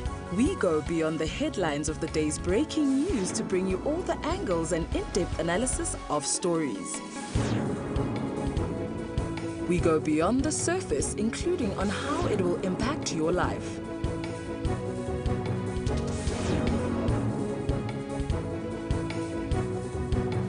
Join us every day at 9 to zoom in on the day's big stories. A warm welcome to one of your favorite weekly review analysis programs, Media Monitor. So let's look at the race itself. It's just becoming a personality contest where people just want somebody to guard their own vested interest. And I feel that the country is at a point now where we need some sort of change. It is ANC policy that they will have to implement. We fairly know the direction the ANC wants to take. As a leader, you have to implement. So what was it like on the ground in Kenya? Well, the country is divided. The country is very divided. I think within the country, for me, the one person that I criticize severely, and I'm not very happy with his approach, is Raila Odinga, with him pulling out. Stay tuned to Media Monitor and catch on analysts unpacking top stories every Sunday from 9 a.m.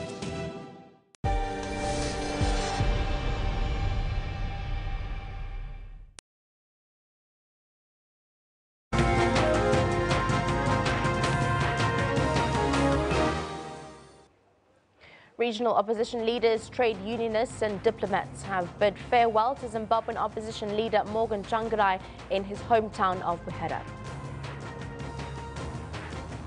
UN Security General Antonio Guterres has expressed his alarm by escalating violence in Syria's eastern Ghouta region after more than 100 civilians were killed in the second straight day of airstrikes.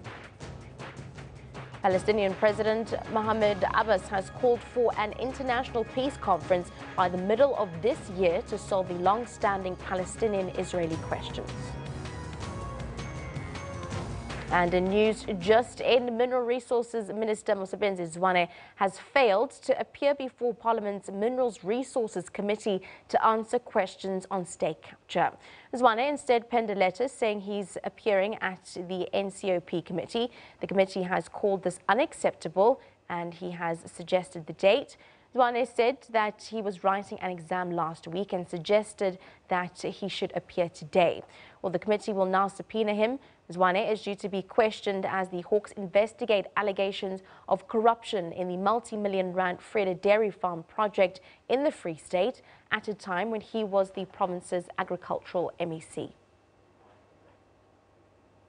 That we have given the minister enough opportunity to come and appear before this committee, but in no vain.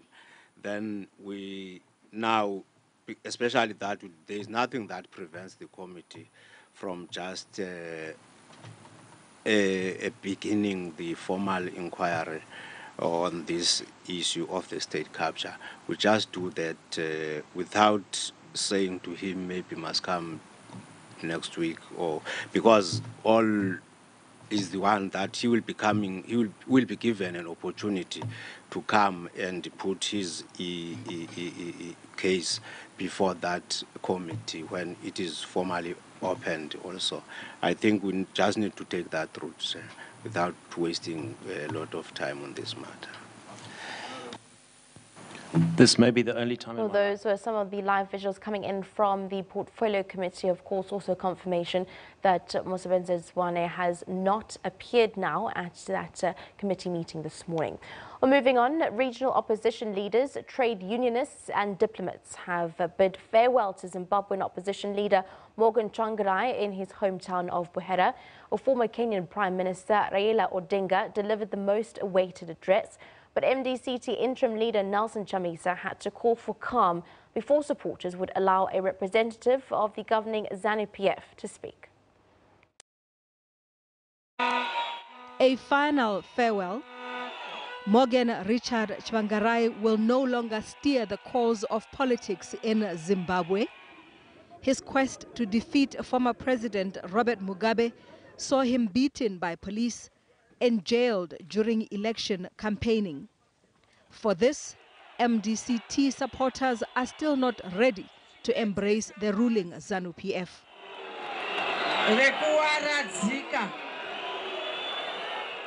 All the leaders, thank you very much. Youth Wing, thank you for listening. We are going to listen. Earlier in the week, President Emmerson Mnangagwa appealed to politicians to honor Tsvangirai's legacy by making the country's upcoming elections fair and non-violent, but opposition peers say it's all in their hands. Rigged elections will not help Africa. They help to perpetuate dictatorship and mediocrity on our continent. That's the reason why recently I decided to take an oath clearly to say this far we go, we will not go further down. We must stand for proper elections that are held transparently and the results basically conform to how the people voted. Zimbabwe opposition parties, let's unite as what the people want. We know the fight you began with Changurai. I have accepted to work together. From South Africa, political economist Moeletsi Mbeki urged the MDC-T to unite if they are to make a good showing at this year's elections. Zimbabwean artist Oliver Mtukudzi performed his popular song Neria. The lyrics are about the plight of harassed widows. Some say the performance was in solidarity with Chwangarai's widow Elizabeth, who is embroiled in a publicized drama with her husband's family. Chwangarai succumbed to colon cancer at a Johannesburg hospital last Wednesday. Ntakwana Ngatani, SABC News. Well, today is former Zimbabwean President Robert Mugabe's 94th birthday, and President Emerson Mnangagwa's government has declared it a National Youth Day.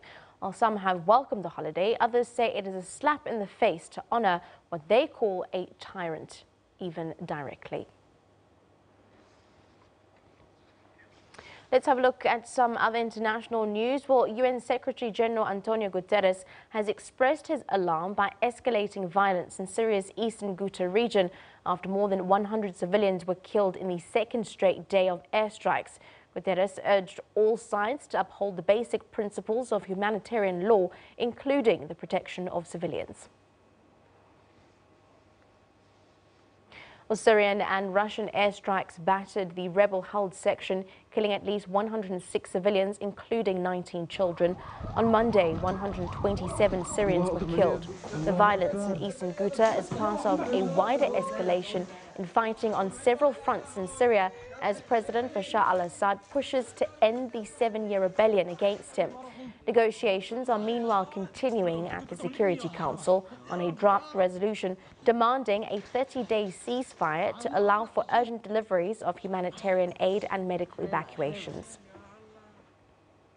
The Palestinian President Mahmoud Abbas has called for an international peace conference by the middle of this year to solve the long-standing Palestinian-Israeli question, casting doubt on the United States' role as lead mediator to the conflict. In a rare address before the United Nations Security Council in New York, the 82-year-old Palestinian leader also accused Israel of acting like a state above the law and again questioned the U.S.'s decision to recognize Jerusalem as Israel's capital. President Abbas called on the United States to clarify its position on whether it is for a two-state or one-state solution, calling Washington's decision on Jerusalem unlawful while rejecting its singular mediation. No country alone can solve a regional or international conflict without the participation of other international partners. Therefore, to solve the Palestine question, and this is our position and our belief, it is essential to establish a multilateral international mechanism emanating from an international conference and in line with international law and the relevant resolutions to solve the Palestinian question. A multilateral international mechanism. Was acting like a state above the law, accusing it of transforming a temporary occupation of territories occupied in 1967 into a permanent settlement colonization in violation of Security Council resolutions. He also questioned why the United States continued to list the PLO on its terror list, yet seeks to negotiate with it as a party to the conflict. When Abbas concluded his remarks, he promptly left the chamber, eliciting this response from Israel's envoy, who rejected any change in the status of its capital, Jerusalem. Said Mr. Abbas to stay with us and have a dialogue. Unfortunately, he is once again running away. Look what just happened in this room. Mr. Abbas came in, he put his demands on the table, and he left, and he's expecting you to deliver the results. It's not going to work that way. The only way to move forward is to have direct negotiations between Israel and the Palestinians. We are meeting today in a Washington again accused the UN of bias against Israel, but said it offered its outstretched hand to the Palestinian people. Again, you must choose between two paths. You can choose to denounce the United States, reject the U.S. role in peace talks, and pursue punitive measures against Israel in international forums like the UN. I assure you that path will get the Palestinian people exactly nowhere toward the achievement of their aspirations. Or you can choose to put aside your anger about the location of our embassy and move forward with us toward a negotiated compromise that holds great potential for improving the lives of the Palestinian people. Palestine no longer views the United States as a neutral negotiator after the decision last year by President Donald Trump to move the country's embassy from Tel Aviv to Jerusalem. Sherwin Brycepease, SABC News, New York. Let's take a short break here on SABC Newsroom. When we come back, all your sporting highlights with Kinder Matmate.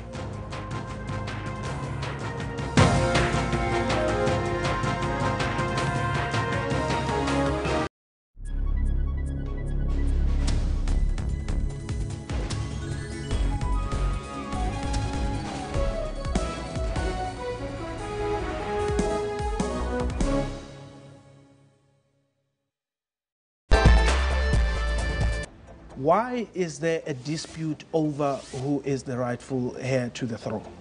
What I can say is that Masindi is a woman. She's a girl child. Because I think that if she was a male, there's no way that anybody was going to dispute the fact that she is the rightful heir. Do you recognize her as your rightful heir? Yeah, no, I would definitely say that she is my daughter. She grew up there. What is the intention? I want my throne. Join me in Port Zedu live every Monday to Thursday at 17:30.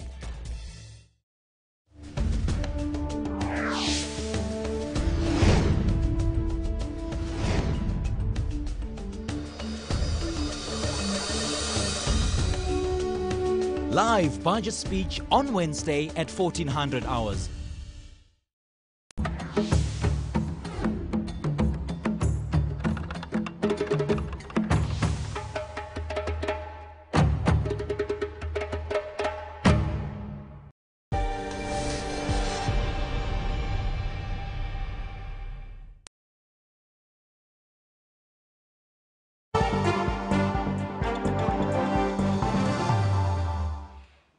Welcome back. Time for the sports. Now, with access to full-time coaching, South African sprinting sensation Agani Simbine hopes to be more competitive in world athletics in future. Simbine will now be able to plan for all the big international events along with his long-time coach Werner Prinsloo. The pair's main short-term goal is to do well at the Commonwealth Games in Australia in April. The 24-year-old Simbine has set the athletics track alight since bursting onto the scene several years ago. His current South African 100 meters record stands at 9.89 seconds, and he has also run the 200 meters in under 20 seconds. Now his sights are set on the Commonwealth Games in Australia. The world knows that South African athletes, are really doing great in the April period, and it's an exciting time for us to actually go out there and compete and just put our foot down. For me personally, I'm going there to do my best and to start, my medal count and to go there and just show my dominance in sprinting. Simbine will use next month's ASA Athletics Grand Prix Series to prepare for the Commonwealth Games. The track and field events will take place in 3 cities between the 1st and the 22nd of March, starting in Roodepoort. Definitely, the Grand Prix is going to be an amazing opportunity for us to prepare for Commonwealth Games. It's an exciting opportunity for us to go out and just put ourselves out there against international guys and just gauge ourselves to see, okay, we are doing this right, we're not doing this right, and it's going to give us the opportunity to prepare properly and just know that, by the time we get to Commonwealth Games, we are ready and sharp to go fire. But it is Simbine still striding through. The long-term goal is to see Simbine winning gold in the 100 meters at the 2020 Olympic Games. I mean, if you look at all the top athletes in the world, they have full-time coaches. And if the athlete is full-time, so should the coach be. So this announcement for us is just a game changer. It's going to just make things a bit easier in preparation for the Commonwealth and all these big meetings within the next 3 years. With coach not being around, it was very difficult. I was always alone. I had to do sessions alone. I had to make sure that I try my best to be as disciplined and try to remember everything that coach tells me to do. And it's for sprinting, it's very difficult because it's very technical. Simbine and Prinsloo today entered into a 3-year deal with a telecommunications company worth 8 million rand. This will allow the duo to focus and prepare properly for all the major events leading up to and including the 2020 Olympic Games in Tokyo. Sfiso Ramara, SABC News, Johannesburg. Now, notwithstanding the fact that the Proteas have got a T20 to play this afternoon, the Proteas team manager, Dr. Mohamed Museji, has given an injury update ahead of the 4-match Sunfall Test series against Australia, which starts next week. Now, most of the big players are expected to be back at the crease next weekend and help the team as they're currently underperforming. The series against Australia is also to prepare the team for the 2019 World Cup. So happy to say that Quinton de Kock has fully recovered from his left wrist injury. In fact, he joined the T20 squad today at Centurion in training. He was batting in the nets as well, so he's good to go for the Australian Test series. AB de Villiers, his right knee injury, he was withdrawn from the T20 squad, more as a precaution because of the looking ahead at the Test series. So he should make a full recovery, and we're comfortable with that. The two players who sustained bony injuries, fractures, as Faf du Plessis and Themba Bavuma, as we said previously, they usually take about 4 to 6 weeks to heal. So we're in that period of between 4 to 6 weeks. They've been monitored weekly. They have a great team working with them in Cape Town currently. The plan at the moment for Themba is to play a club game on Sunday, which will probably be his fitness test. If he comes through that game, then he's available for selection. Faf starts batting tomorrow, and we're hopeful that he should come through that and make himself available to captain the team against Australia for the first test in Durban. Dale Steyn, as you all know, he damaged a ligament in his foot. He is making great recovery. I'm sure a lot of you have seen on social media. The challenge with him at the moment is that he's doing his running training, he's increasing his bowling intensity. In all likelihood, he probably will feature in the Test series against Australia, but I'm sure the medical team will probably want him to play some form of cricket before a Test match, and we're going to target one of the 4-day matches for the Titans. And again, it's more, you just got to update weekly. So for now, he's making great progress, but we'll probably know by next. So let's not get ahead of ourselves, shall we?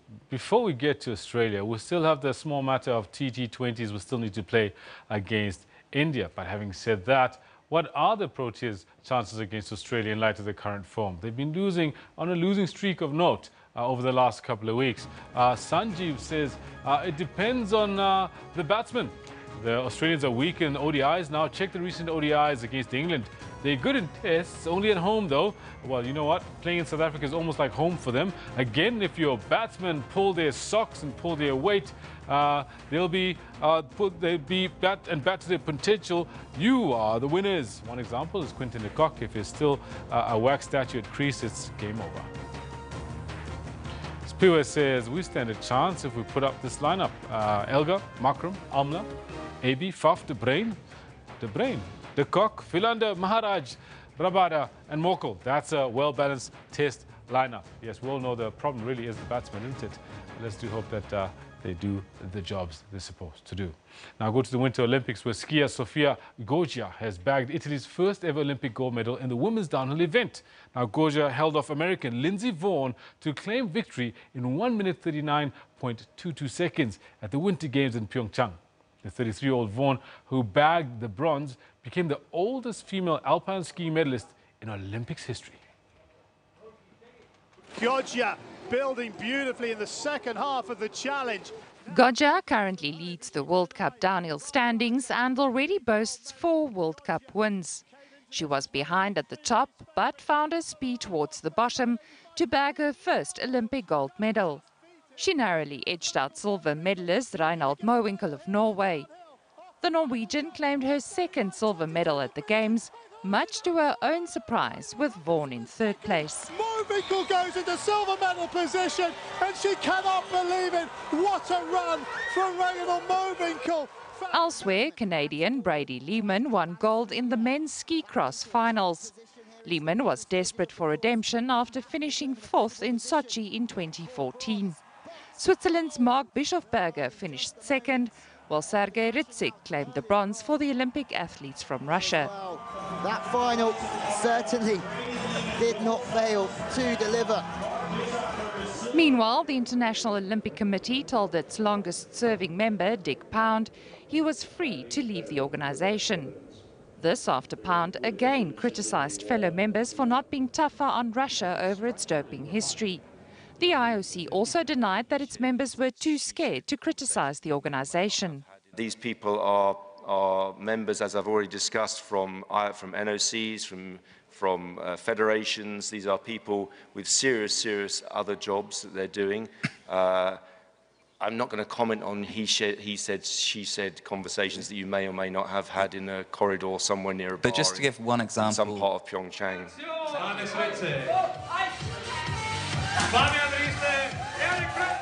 It was, however, a festive Tuesday night for Team Germany. The Germans celebrated their Nordic combined medal clean sweep. Johannes Ritzik beat teammates Fabian Riesel and Erik Frenzel in a thrilling sprint finish. The three were separated by just 0.8 of a second. Yeah, it's of course historic. But I think for us the most important thing is to celebrate together after these many days of training together. It's now time to enjoy these moments together. It was the first time in 82 years that a country had claimed a clean sweep in the event. Liesel Sankel, SABC News. And that's it with the sports. Time now for the weather forecast.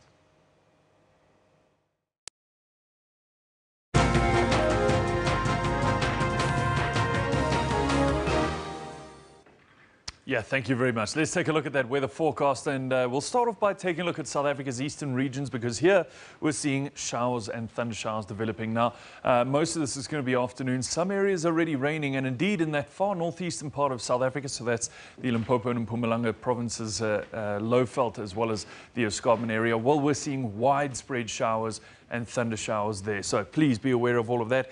Rainfall extending down the southern coastline of South Africa for today, and as we progress on into tomorrow, we'll see that a high pressure system just moves into that southeastern interior of the country, and that starts to cause instability in the atmosphere as it reacts with other low pressure systems which are starting to form a cutoff low on that northwestern region of the country. So that's what's going to result in slightly heavier rainfall in South Africa's southeastern regions there tomorrow. Rainfall forecast for South Africa's east in general is just isolated showers for tomorrow. So let's take a look at what's going on in South Africa's weather for today. Mbombela peaks at 23 degrees Celsius, Polokwane at 25 and Durban 27. Temperatures rise as we move west towards Uppington at 38 degrees Celsius, Bloemfontein 31 and Springbok at 33. Cape Town is expecting a dry and sunny day at 28 degrees Celsius. Now, taking a look at our neighboring states, we see the rainfall continuing all the way throughout Botswana and all the way throughout Zimbabwe. Now, of course, if you're going to be in these regions, expect temperatures to range between about 24 and about 32 degrees Celsius. Windhoek's at 32, and if you are going to be there, it's going to be a dry one for today, but that low pressure system starting to develop, changing in the next few days. Mahajanga's at 31 degrees Celsius, Antananarivo peaks at 26 and 24 for Fianarantsoa. That southern part there, susceptible to low pressure systems, and as we see, it's brought the temperature down. Kigali's at 23 degrees and Dar es Salaam at 32. Temperatures around Lusaka are at 29 degrees Celsius, and we're expecting rainfall in all three of these areas. North of that, though, the rainfall starts to cease as we reach Mombasa and Nairobi. We see a drier day forecast in general for the area.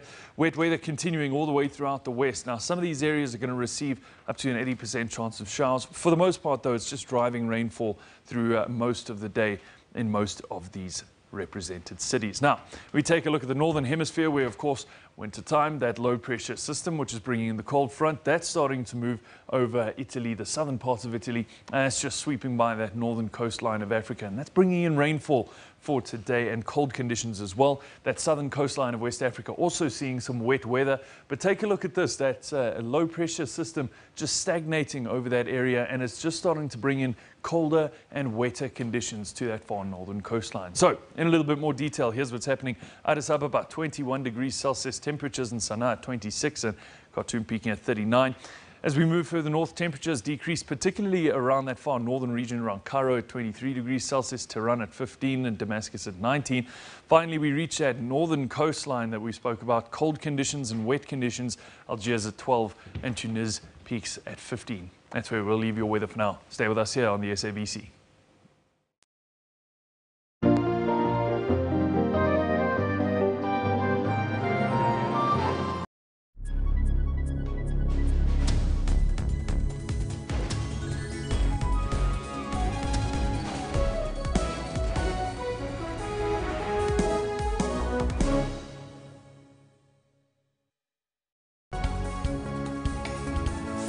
News at 9. We go beyond the headlines of the day's breaking news to bring you all the angles and in-depth analysis of stories. We go beyond the surface, including on how it will impact your life.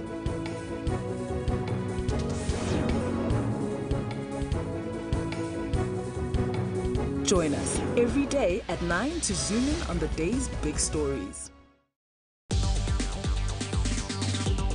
A lot of us rely on tech to survive, and Africa is already a mobile-first continent. We build mobile technology that connects motorcycle taxis to commuters and businesses in real time. My phone was the most important thing. Africans are using technology to innovate. On Network, we have African technology and social media news. Even robots have heard about us. Hello, watch Network on SABC. For African technology and social media news, join Ms. Phumelele Zondi on Network every Sunday at 9 p.m.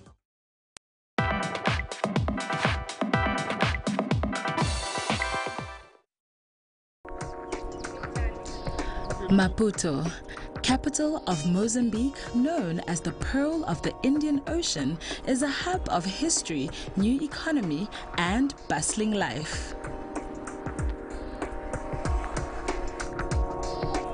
The beautiful country is reclaiming its rightful place as a tourism hotspot, and its volatile political history stands out in Maputo's city center.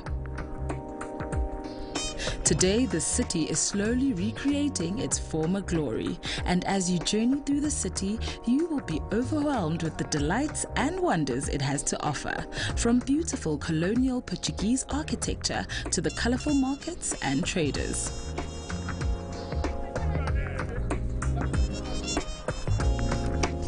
There is so much to see and experience in the city, and the next best place is to taste the city by visiting the famous fish market. The fish market is located at Costa do Sol, which is on the coastline towards the north of the city.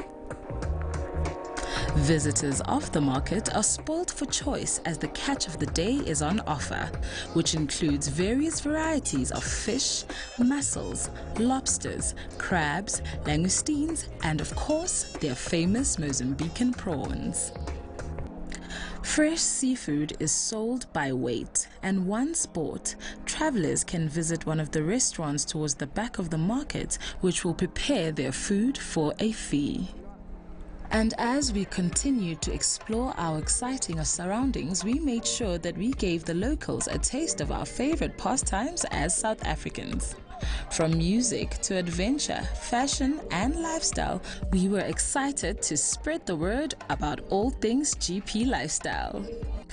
And in keeping with the theme of the cross-border, cross-cultural pollination, we got dressed up to show off FMO Fashion, who showcased his classy, bold design alongside popular local designers in one of the city's most popular hotspots and eateries.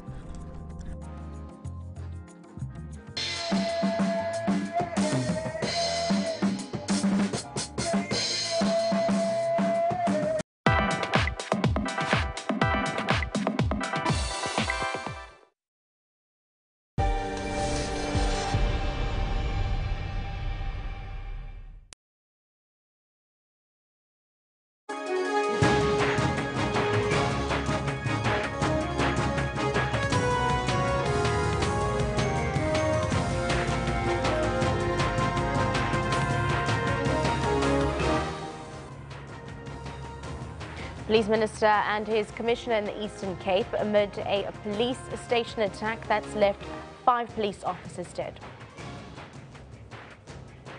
Political parties in Parliament agree that Finance Minister Gigaba will have an unenviable task when he delivers the budget speech today. President Cyril Ramaphosa has paid tribute to the South African National Defence as the country celebrates Armed Forces Day in Kimberley. Committing to this new deal, this new long-term relationship. I just want to say a big thank you to you guys and just thank you for supporting us and backing us. And South Africa's short sprint king, Akan Isimbini's future is looking bright as he bags a multi-million rand sponsorship deal with telecoms company Liquid Telecom. Very similar to the heat time he ran at Bend. Hello and welcome to the last hour rather, of Newsroom. It's just gone 11 o'clock. I'm Shanta Yankees. We're coming to you live from our Auckland Park studios in Johannesburg. In this hour, we bring you more breaking news, your expectations from the budget speech, your views, as well as the latest news from the continent. Of course, and sports. Kendall Makmate is standing by with all our sporting highlights. Good morning to you, Kendall. What's topping the agenda of sports this morning? Topping the agenda is really celebrating how great our athletes are these days. For 3 years running, we're talking about great, fast sprinters. And securing the bag. Absolutely, exactly that. It's just absolutely phenomenal. And that's exactly what we're bringing you a little later in the Sports Bulletin. Do stay close.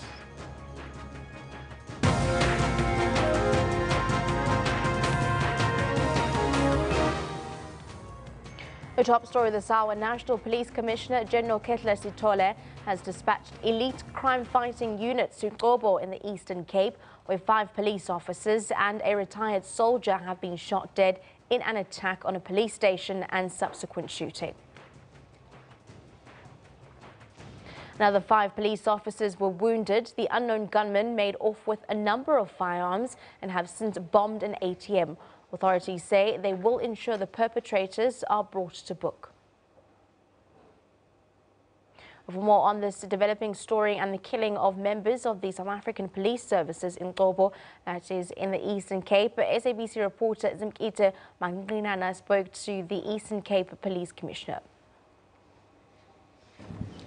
A very good morning and a warm welcome to the Eastern Cape. As you can see behind me, this is the police station where the unknown gunmen attacked police officers who were on duty last night, and 5 of those police officers were unfortunately killed, and 3 of them were killed on the spot, and another 2 were killed elsewhere just outside Ngobo, and their bodies were dumped near Nyanga Senior Secondary High School. But now we're going to speak to the Provincial Commissioner, Umamunjinga, who's going to tell us about this gruesome incident that took place here last night.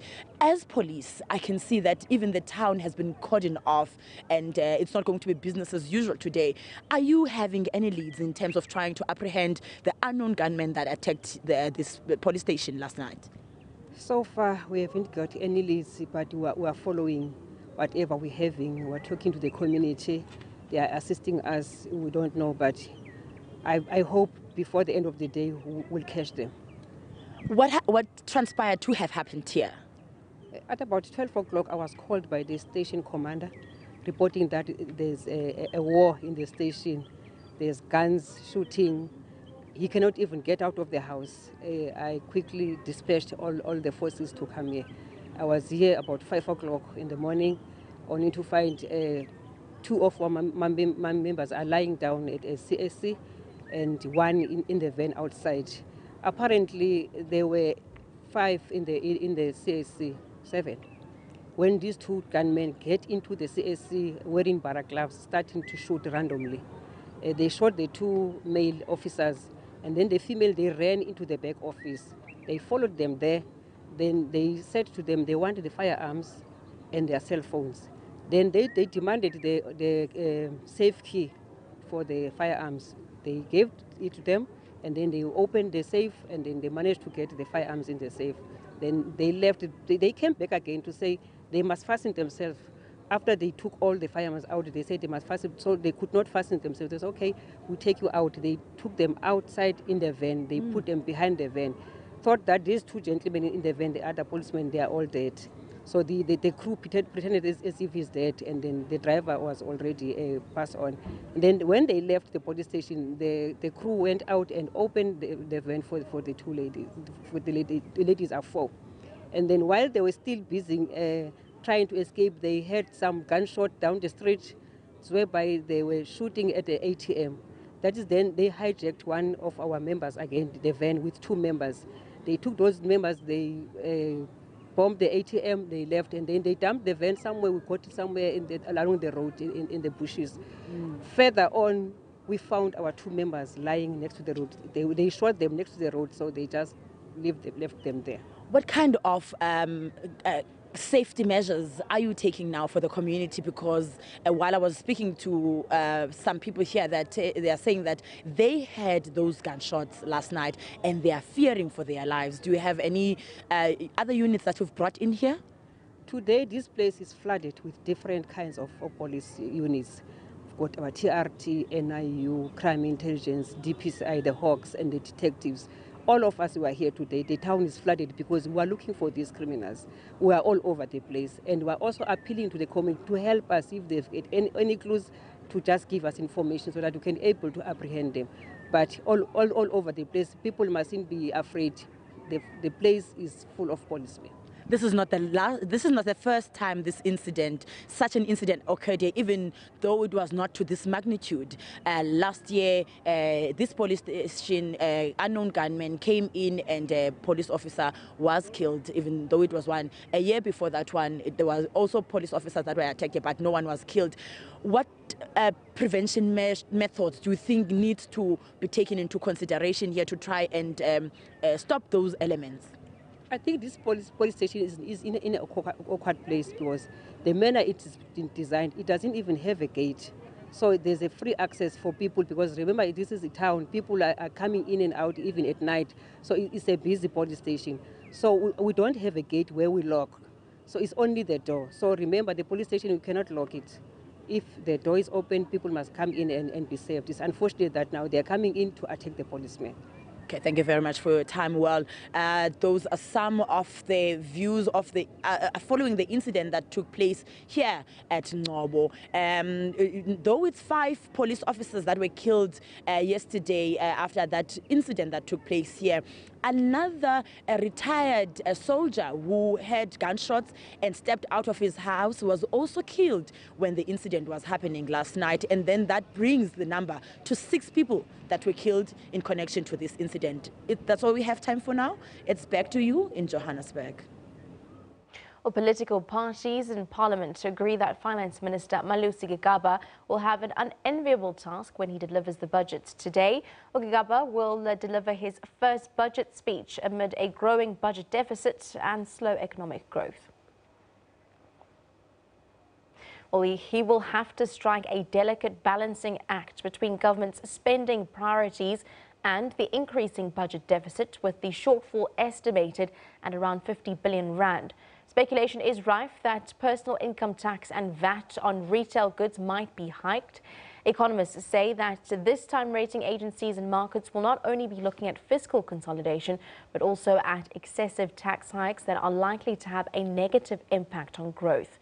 Meanwhile, the EFF has threatened to boycott today's budget speech unless President Cyril Ramaphosa removes Gigaba with immediate effect. Well, the stage has been set for the 2018 budget speech that will be delivered by the Minister of Finance, Gigaba, this afternoon come 2 o'clock. For the latest, we go back to our SABC reporter, Nompu Siziba, of course, or Siba. And Nompu, what is likely to be the vibe in Cape Town ahead of the budget speech? Thanks very much, Shante. Well, there is a vibe. We're seeing a number of people coming on scene here. We've already seen Malusi Gigaba, the finance minister, about an hour ago, come into the precinct. I've seen Dennis George. He's from FEDUSA, the Trade Federation. So yes, there are other people that we're seeing coming through. So Naledi Pandor, the Minister for Science and Technology. People looking forward to this budget. I think Mr. Gigaba himself a tad nervous. Obviously you do say it's his first budget speech, and of course the word on the street is perhaps it could be his last, but that's neither here nor there for now. For the time being, I'm joined by Yamkela Makapula. She's a public sector partner at PwC, and might I add, she's a very young partner in her very early 30s. Most people, they get to be partner in these type of firms when they're well into their 40s. So an accomplished young black lady indeed. So we're going to get into it with her. Thanks very much, Yamkela, for joining us. Thank you so much for this opportunity. Now, we always say it each year that this has to be one of the most eagerly anticipated budgets, but I think really this is the case this year, don't you? Definitely, Nompu. I mean, I can see the vibe. I've never seen Parliament this live. Everybody's so excited, and it comes down to the positive message that we got from the SONA, the positive message that we've been getting since the president of the country, who was elected the president of the ANC in December. So we see that, and now there's finally business coming together with government, and everybody's coming together with so much excitement. This is what we've been waiting for. Now, there's talk of this 50.8 billion rand revenue shortfall. Government needs to find monies to fill that gap. Where do you think they're likely to get that? And of course, people are talking about the controversial VAT, which hasn't been raised in 24 years. What do you think?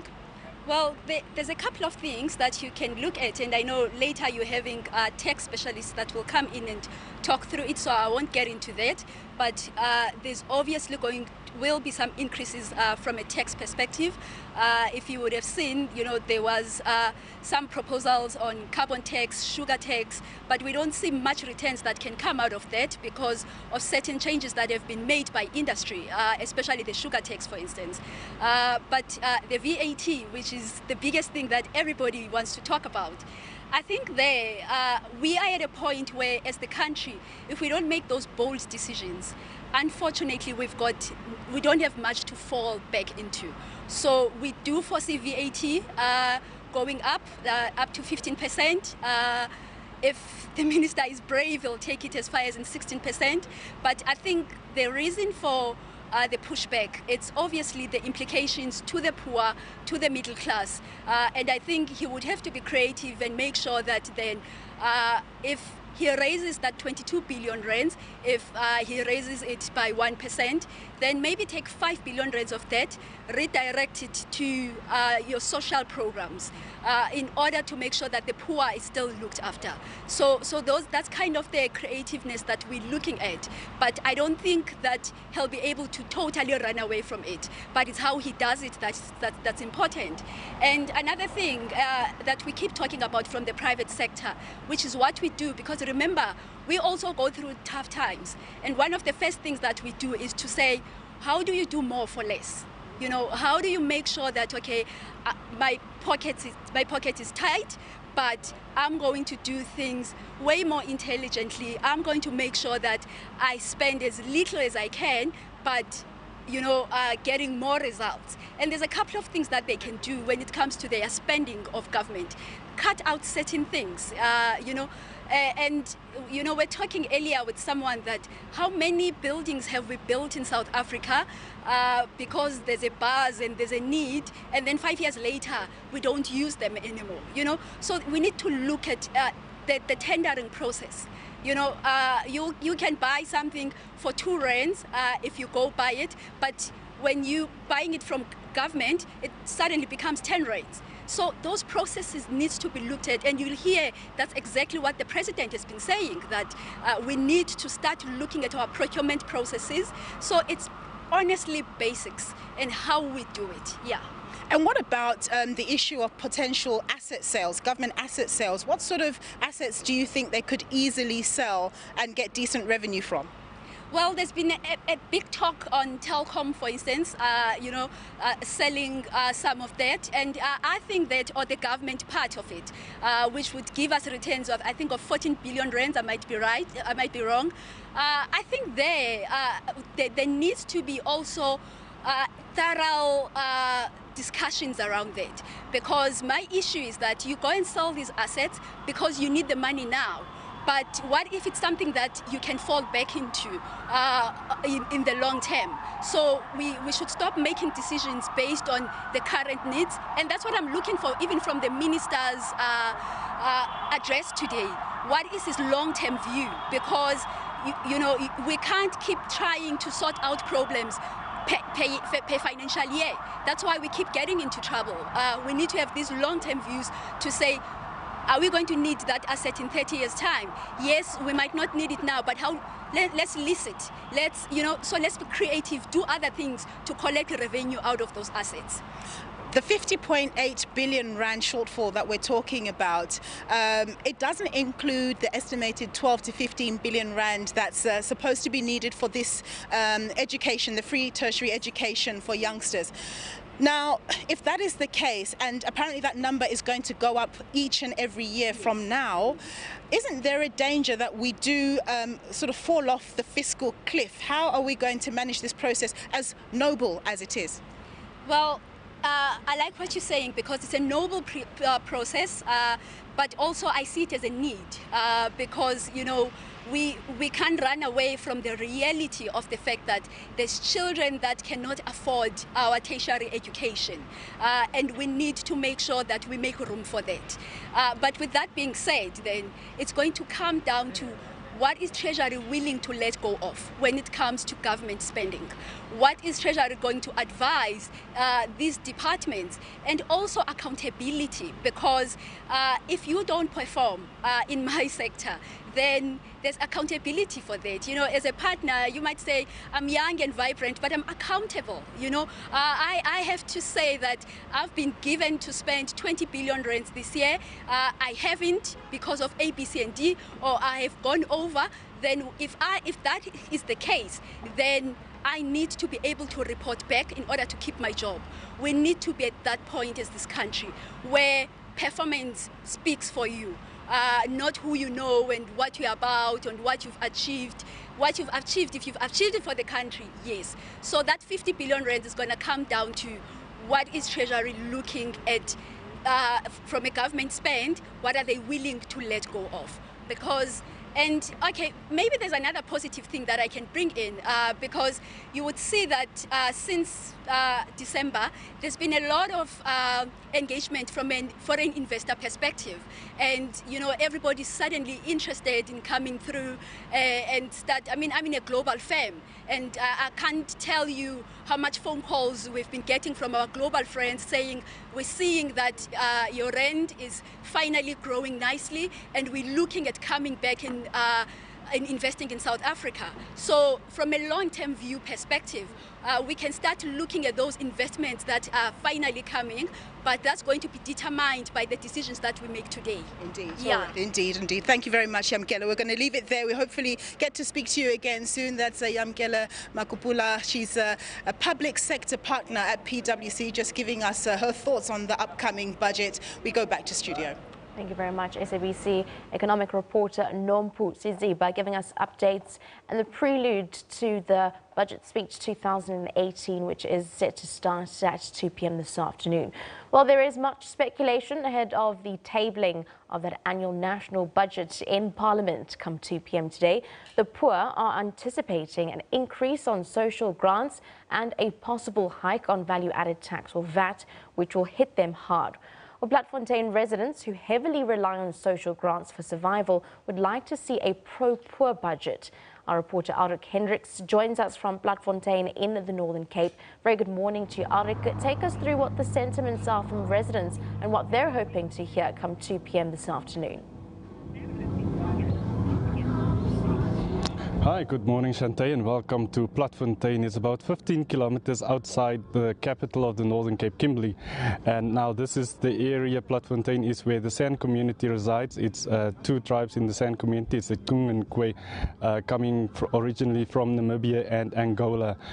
They moved here more than 15 years ago to this farm, resettled at this farm. So, but since the dawn of democracy, there hasn't been, or a lot of people here remain unemployed and dependent on social grant. So as you said earlier, they are hoping for a pro-poor budget, looking at an increase in social grants, but also that should there be an increase in value-added tax, that it's not as much, because it will basically nullify an increase in social grants should that happen. But to talk to us about what the community expect, and is Louis Karapungwa. Louis, tell us, the community here at Bloemfontein, as we said, quite a very poor community, dependent on social grants. What is the community looking for? Community is looking because unemployment is too high here in Bloemfontein.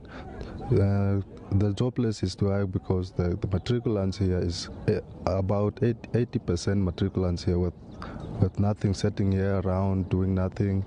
And most of all, one thing is housing is very important, because 7 to 8% in 2 rooms it's not necessary, because we are living in a poor condition at this moment. And one thing is, before living is, we're living here with a social grant and pension fund. So unemployed is too high here. That is what we're looking for before the grant. And then there has been or development. While there has been development, we're standing next to a road that was built a couple of years ago. So there has been development. Other developments within this community that you're looking for? We're looking development like, you know, the road. Yeah, they've built the road, but they haven't completed 100% the road. At the entrance, the road is still in a bad mood, bad condition. So we're still hoping they'll come and fix the road also. And then we've spoken about the poverty levels in this community. We've also spoken about the dependency on social grant. What else is the community looking for in this budget by Finance Minister Malusi Gigaba? What we're looking at this moment is, as the youth, we're looking at job, because that is the most important thing that we're facing for. Unemployment is too high. And like I said before, housing is one of the most important things. We're living in one room for 8 to 7 people in one room, and you know, people's health is also health is very, very important. So maybe one people is having a TB in that house, all of them is going to get that sickness. So we're also looking for housing in our community. There is talk among economists that the finance minister will have to increase value-added tax. What is your opinion on that? The VAT is going high, and we don't have much money to buy the goods we need, because when it increases and the VAT is going high and we are unemployed, so how are we going to handle this issue? So we're still struggling about that one. Thank you very much. That is Louis Karapungwa. He is a resident here of Bloemfontein in the Northern Cape. Of course, the San community staying here at Bloemfontein for about 2 decades. Of course, like we said before, a lot of them unemployed, a lot of them dependent on social grants. But there are also people in this community who are trying to sort of break the mold. We have subsistence farmers in the forms of stock farmers. People are also growing mealies, and other produce for their own consumption. But they are really looking forward to this speech by Finance Minister Malusi Gigaba, looking forward to hearing some good news for them. Of course, the speech will be for the people of Platfontein, will be broadcast live on the SABC local radio station XKFM, of course broadcasting in the local Kung and Kwe languages. Shante. Thank you very much, Albert Kendricks, for SABC in the Northern Cape. Well, Mineral Resources Minister Mosebenzi Zwane has failed to appear before Parliament's Minerals Resources Committee to answer questions on state capture. Zwane instead penned a letter saying he's appearing at an NCOP committee. Well, the committee has called this unacceptable because he had suggested the change in date. Zwane had said he was writing an exam last week and suggested that he should appear today. The committee will now subpoena him. Zwane is due to be questioned as the Hawks investigate allegations of corruption in the multi-million rand Freda Dairy project in the Free State at a time when he was the province's agricultural MEC. Well, for more on the police shooting that had taken place in Eastern Cape and Gigaba, our reporter on the scene, Zimkite Mankinana, gives us a live update. A very good morning to you once again. What details are coming through now about the shooting at the police station?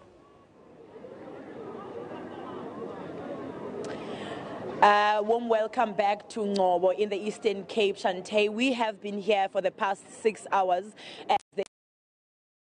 Early hours of this morning, where a group of unknown men stormed into this police station behind me and attacked officials who were on duty. And as you can see behind me, there's a bit of action. There's a lot of police that have been deployed to this area, including the TRT unit, the dog unit, and other forensic experts to try and gather each and every little bit of information to try and apprehend the suspects that might have been involved in this gruesome incident. What we know at this stage is that 6 people have been killed in connection with this incident. It's 5 police officials. 3 of them were killed right here behind me, and another 2 were hijacked in town while trying to respond to that ATM bombing, which actually started the whole incident. And after they were hijacked, they were shot and killed outside town, and their bodies were dumped near Nyanga Senior Secondary School. At this stage, we have seen the MEC for Safety and Security in the Eastern Cape, Wes Wetikana, arriving here, and also we saw the Provincial Police Commissioner who has been here since 3 a.m. There's a lot of onlookers around this area.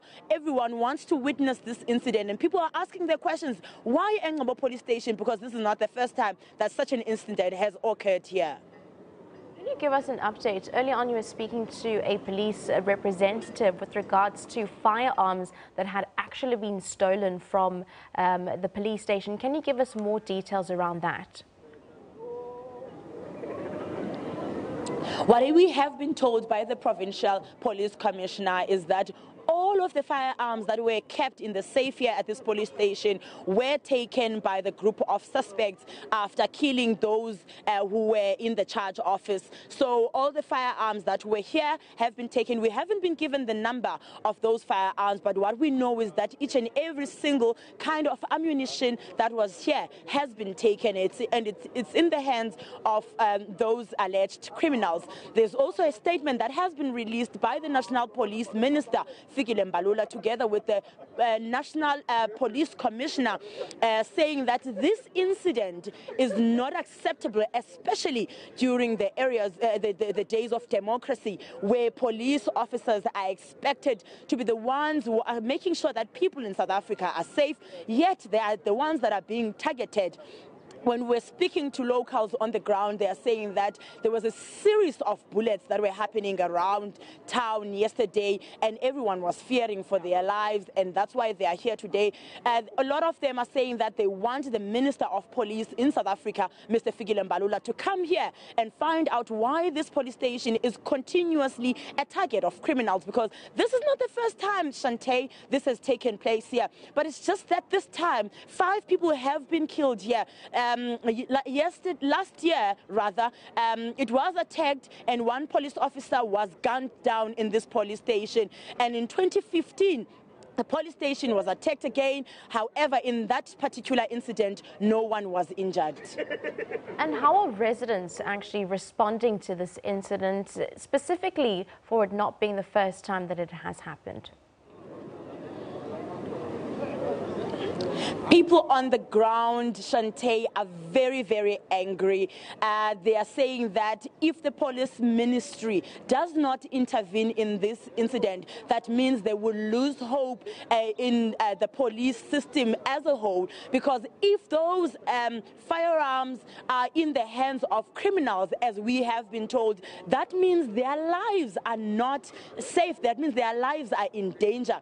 Also, what they are saying is that they do not understand how come such a police station like this one does not have cameras to be able to see who comes in and who goes out of the police station. So they are saying that they want the Minister of Police to come here, and they want those who are involved in investigating this incident to make sure they get to the core of the problem and find out the root causes that makes this police station become a target, because this is not the first time this incident has happened. However, at the bottom of all of that, they want those who are responsible for this incident to be apprehended and brought to book. Definitely. We'll wrap it up there. Thank you very much, Zimkita, for SABC News, giving us the updates around the Eastern Cape police killings in Gigaba, of course, giving us the current situation at the police station, as well as confirming that all firearms at the premises of that police station had in fact been taken. We will be giving you more updates on this story. Moving on, the Democratic Alliance has today laid a formal complaint with the public protector, requesting that she investigate Finance Minister Malusi Gigaba for lying under oath during court proceedings and for violating the Constitution during his tenure as Minister of Home Affairs. Well, in a court judgment only recently made available to the public, a full bench of the High Court in Pretoria in the matter of the Fireblade Aviation versus Minister of Home Affairs made a number of damning findings against Minister Gigaba. The judgment was the result of an application by a private company who sought a declaratory order to compel the minister to abide by a decision he had taken to allow the company to run a customs and immigration service at a privately owned airport operation. At the time, it was alleged that Minister Gigaba revoked the approval he initially granted following pressure from the Gupta family. Well, for more on the story, we are now joined on the line by the DA's Chief Whip, John Steenhuisen. Very good morning to you. Thank you very much for joining us this morning. Of course, the DA has laid a formal complaint with the public protector. Give us more details. Well, obviously, these are incredibly serious allegations. For a Minister of State to be accused of not only lying in court, but to be found by the court to have violated the Constitution is a very, very serious charge indeed. And so in terms of the Executive Members Ethics Act, the agency that's responsible for policing the Executive Members Ethics Act is, in fact, the Office of the Public Protector. She will then have 30 days to revert with her findings. But these are incredibly serious allegations, and once again speak to the heart of the matter that Minister Malusi Gigaba should not be delivering the budget. Minister Malusi Gigaba is incredibly compromised over 3 portfolios that he's previously held: public enterprises, home affairs, and now the finance ministry, to have been involved in what appears to be facilitating state capture and close proximity to the Gupta family. The merits of the case aside, the findings that the minister lied to the court and that he violates the Constitution, we believe are significant and serious enough to warrant his removal from cabinet. Now, Mr. Steenhuisen, the budget speech is about 2.5 hours away. Essentially, is the DA then calling for the minister to not deliver that speech come 2 p.m. this afternoon? Well, he should not have delivered the speech. It's obviously might perhaps be too late, but we are opposed to him delivering that speech, and that's been a matter of record, and a number of other opposition parties have also indicated that he's the wrong person to be delivering this particular speech. But that being said, I mean, if the minister is able to mislead a court and to violate the Constitution, it's very difficult for them to then deliver a credible product, and particularly an incredibly important one such as a national budget, because I think that his own conduct then calls into credibility, whether that budget is in fact one that is credible and can be trusted. And I think that it all comes down to perceptions, and I think that the indication, the broad perception is that Minister Gigaba is severely compromised, and this judgment only serves to reinforce that. Now, in light of the judgment and now the DA's complaint and, of course, a request for investigation, what essentially is the DA hoping the ANC will do in this situation?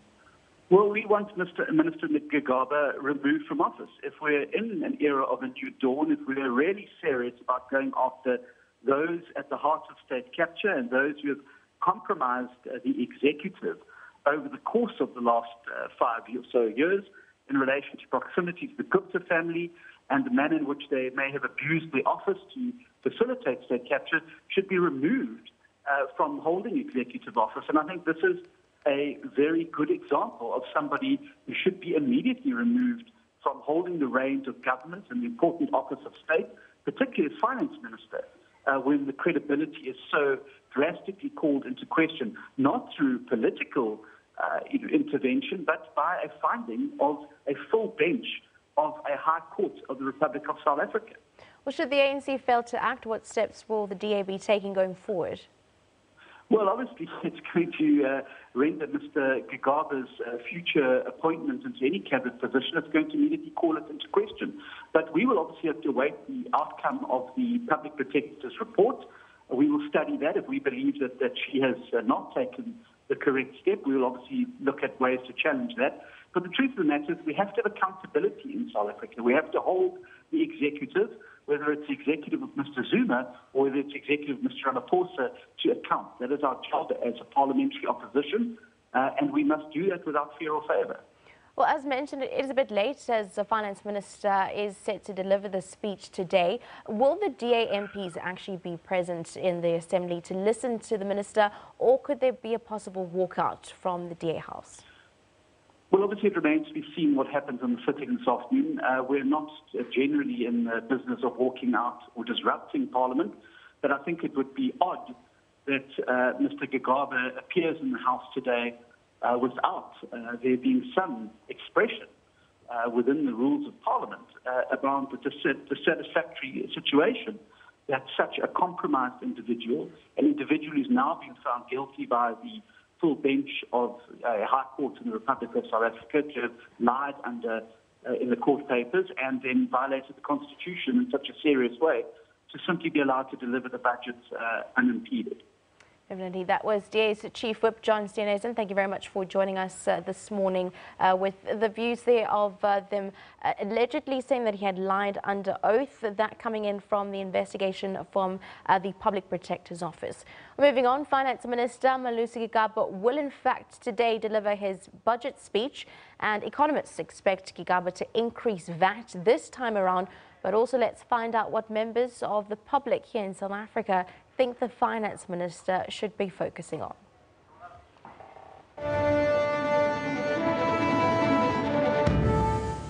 Most experts suggest that VAT is likely to increase. A budget that will put less pressure on the factors that might lead us to another downgrade. Look forward to a budget that focuses on sustainable growth but also more equitable growth. For education, since there's free education.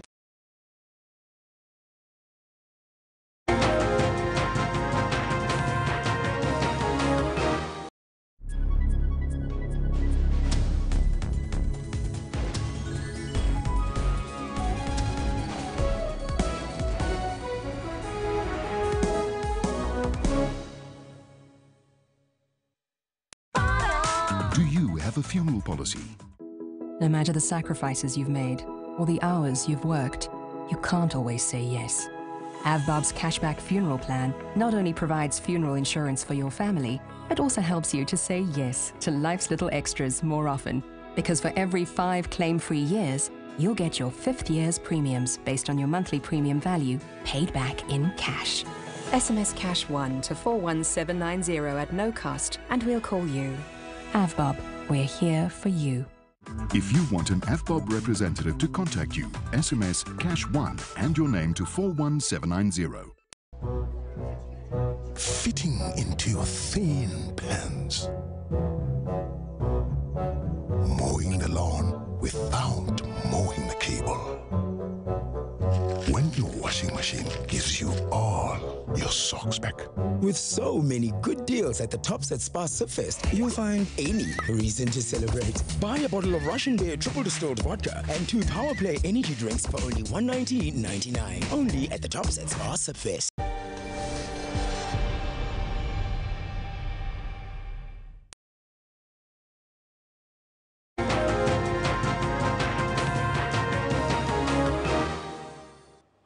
Welcome back. Well, the bodies of 2 children who were abducted in Witbank have been found following an arrest of a Sangoma. A Swaziland Sangoma, who was questioned by police this morning, pointed where the remains were disposed. One body was found in a river and the other in a ditch in Kwamhlanga. Well, speculation is that the motive was a muti killing as they targeted albino children. Well, 2 things have radically changed UJ mechanical engineering student Sam Mangena's fortunes. His plight highlighted on SABC TV News and social media activism. It's almost a rags to riches type of story. Our reporter Makakela Motlabe followed his journey from his shack to a university residence and a future holding much more promise. Packing up, Sam Mangena is moving out of his shack, leaving a life of hardship behind. No longer collecting plastic to sell for recycling, monies needed for food and his studies. After failing some second-year modules in 2014, Mangena lost his NSFAS bursary and place in res. Inspired by his humility and determination, his story got thousands of hits on social media platforms. Can I have the card, please? Thank you. Both UJ and donors opened their hearts and pockets. I don't know what to say. Very happy. In the spirit of Ubuntu, a neighbor is getting his shack and trolley. It's very, very, very nice to see somebody staying with us here, going to school, like Sam. Make me happy every day. When I see him, I see a future. Thank you very much. I do wish him the best in his studies. Like, man, press on. Mangena also saluted the street recyclers he worked with. As he's leaving, we now have hope to go back to school. Now in private accommodation and 2 meals a day, Mangena is set to complete his BTech this year. With more donors on board, his burden much lighter. If the rest of the people can help him and other countless students as well getting somewhere in life, it would be very good for our country and wonderful for them. I'm saying thanks to the power of the media. Thanks to SABC, thanks to everyone. I really appreciate your contribution. Like social media users, the university has heaped praise on Mangena. It has committed to facilitate contact with recycling companies to help realize his dream. We'll see if we can channel the student to design so that his research abilities are explored further. There are many Mangenas out there. A little help and encouragement do change lives. Marigita Mutlabe, SABC News, Johannesburg. Well, of course, so that brings a wrap-up of your news. At least for now, Akina Mahmate is standing by with all your sporting highlights.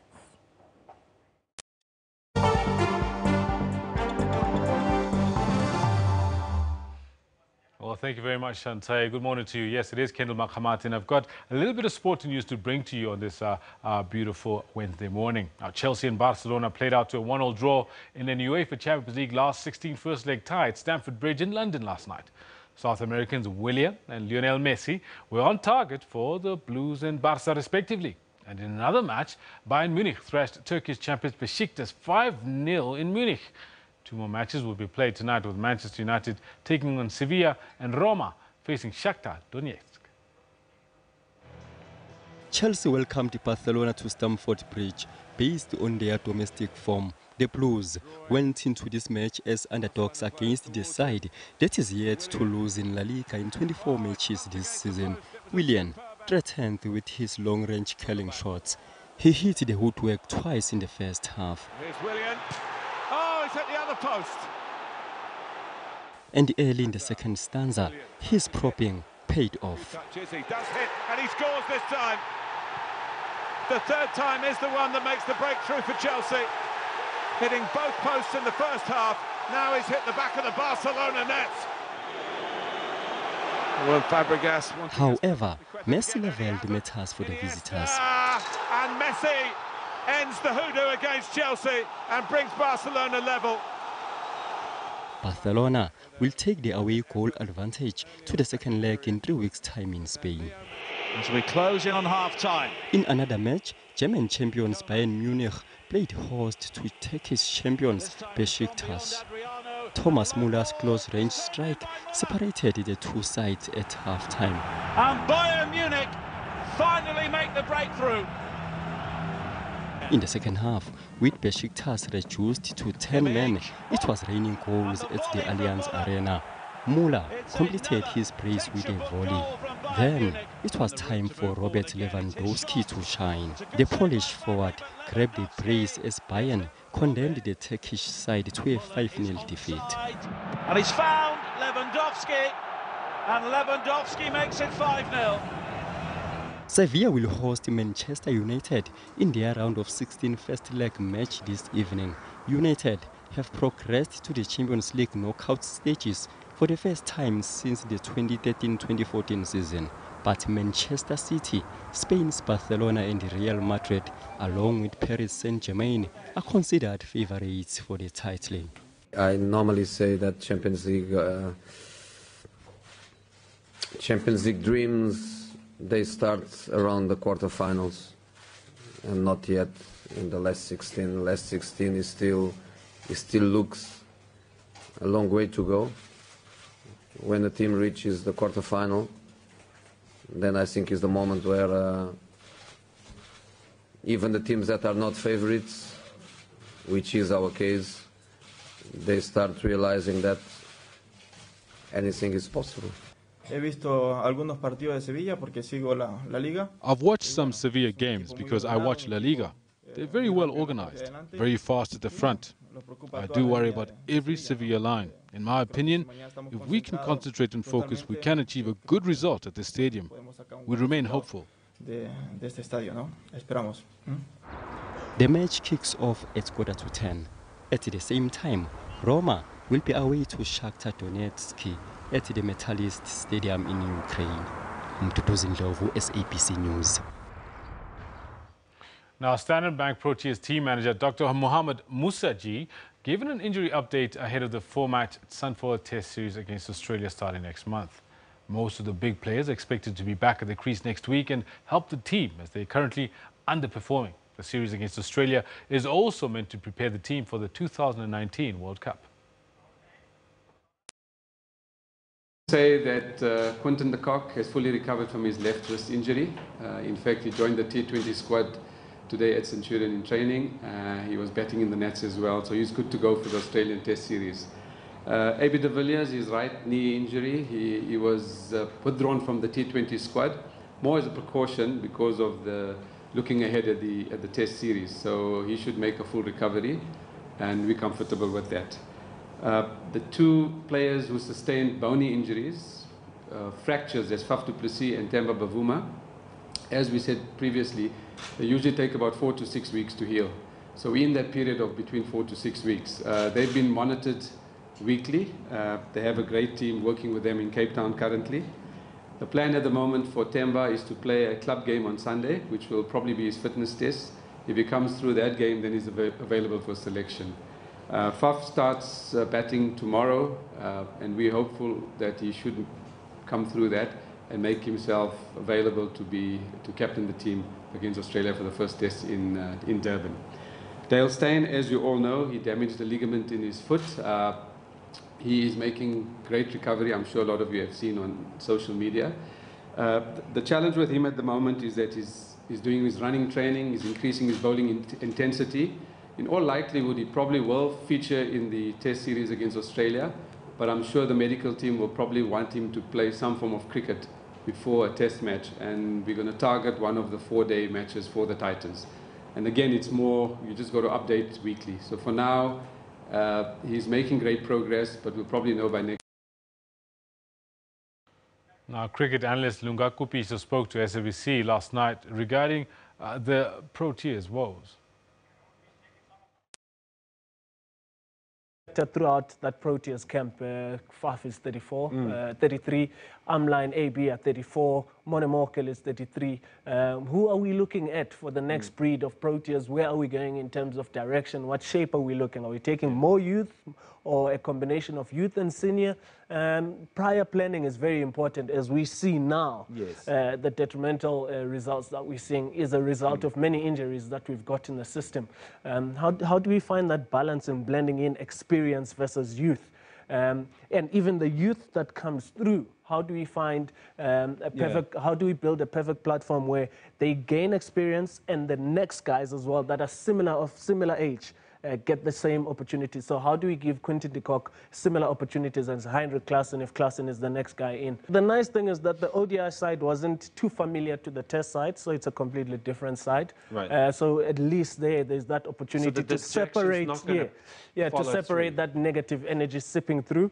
You don't have to worry about the T20 series, to be quite honest. The young guys, the new guys that are making their debuts, trying to find their feet in cricket for the Proteas, let them deal with that. The test side must focus on that Australian side. Or you could look at it as well from a perspective of Kagiso should be playing. All the other Proteas guys that are available to be playing should be playing. Quinton de Kock has we've just been told today that he's fit again now, yes, and he's going to be playing a 3-day. But they said he needs match time. He needs match time. Well, T20 cricket might be that perfect match time for him to get out there and play cricket. Yeah.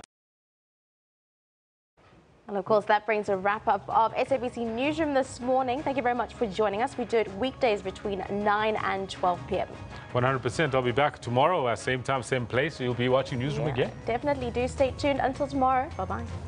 Le Camos.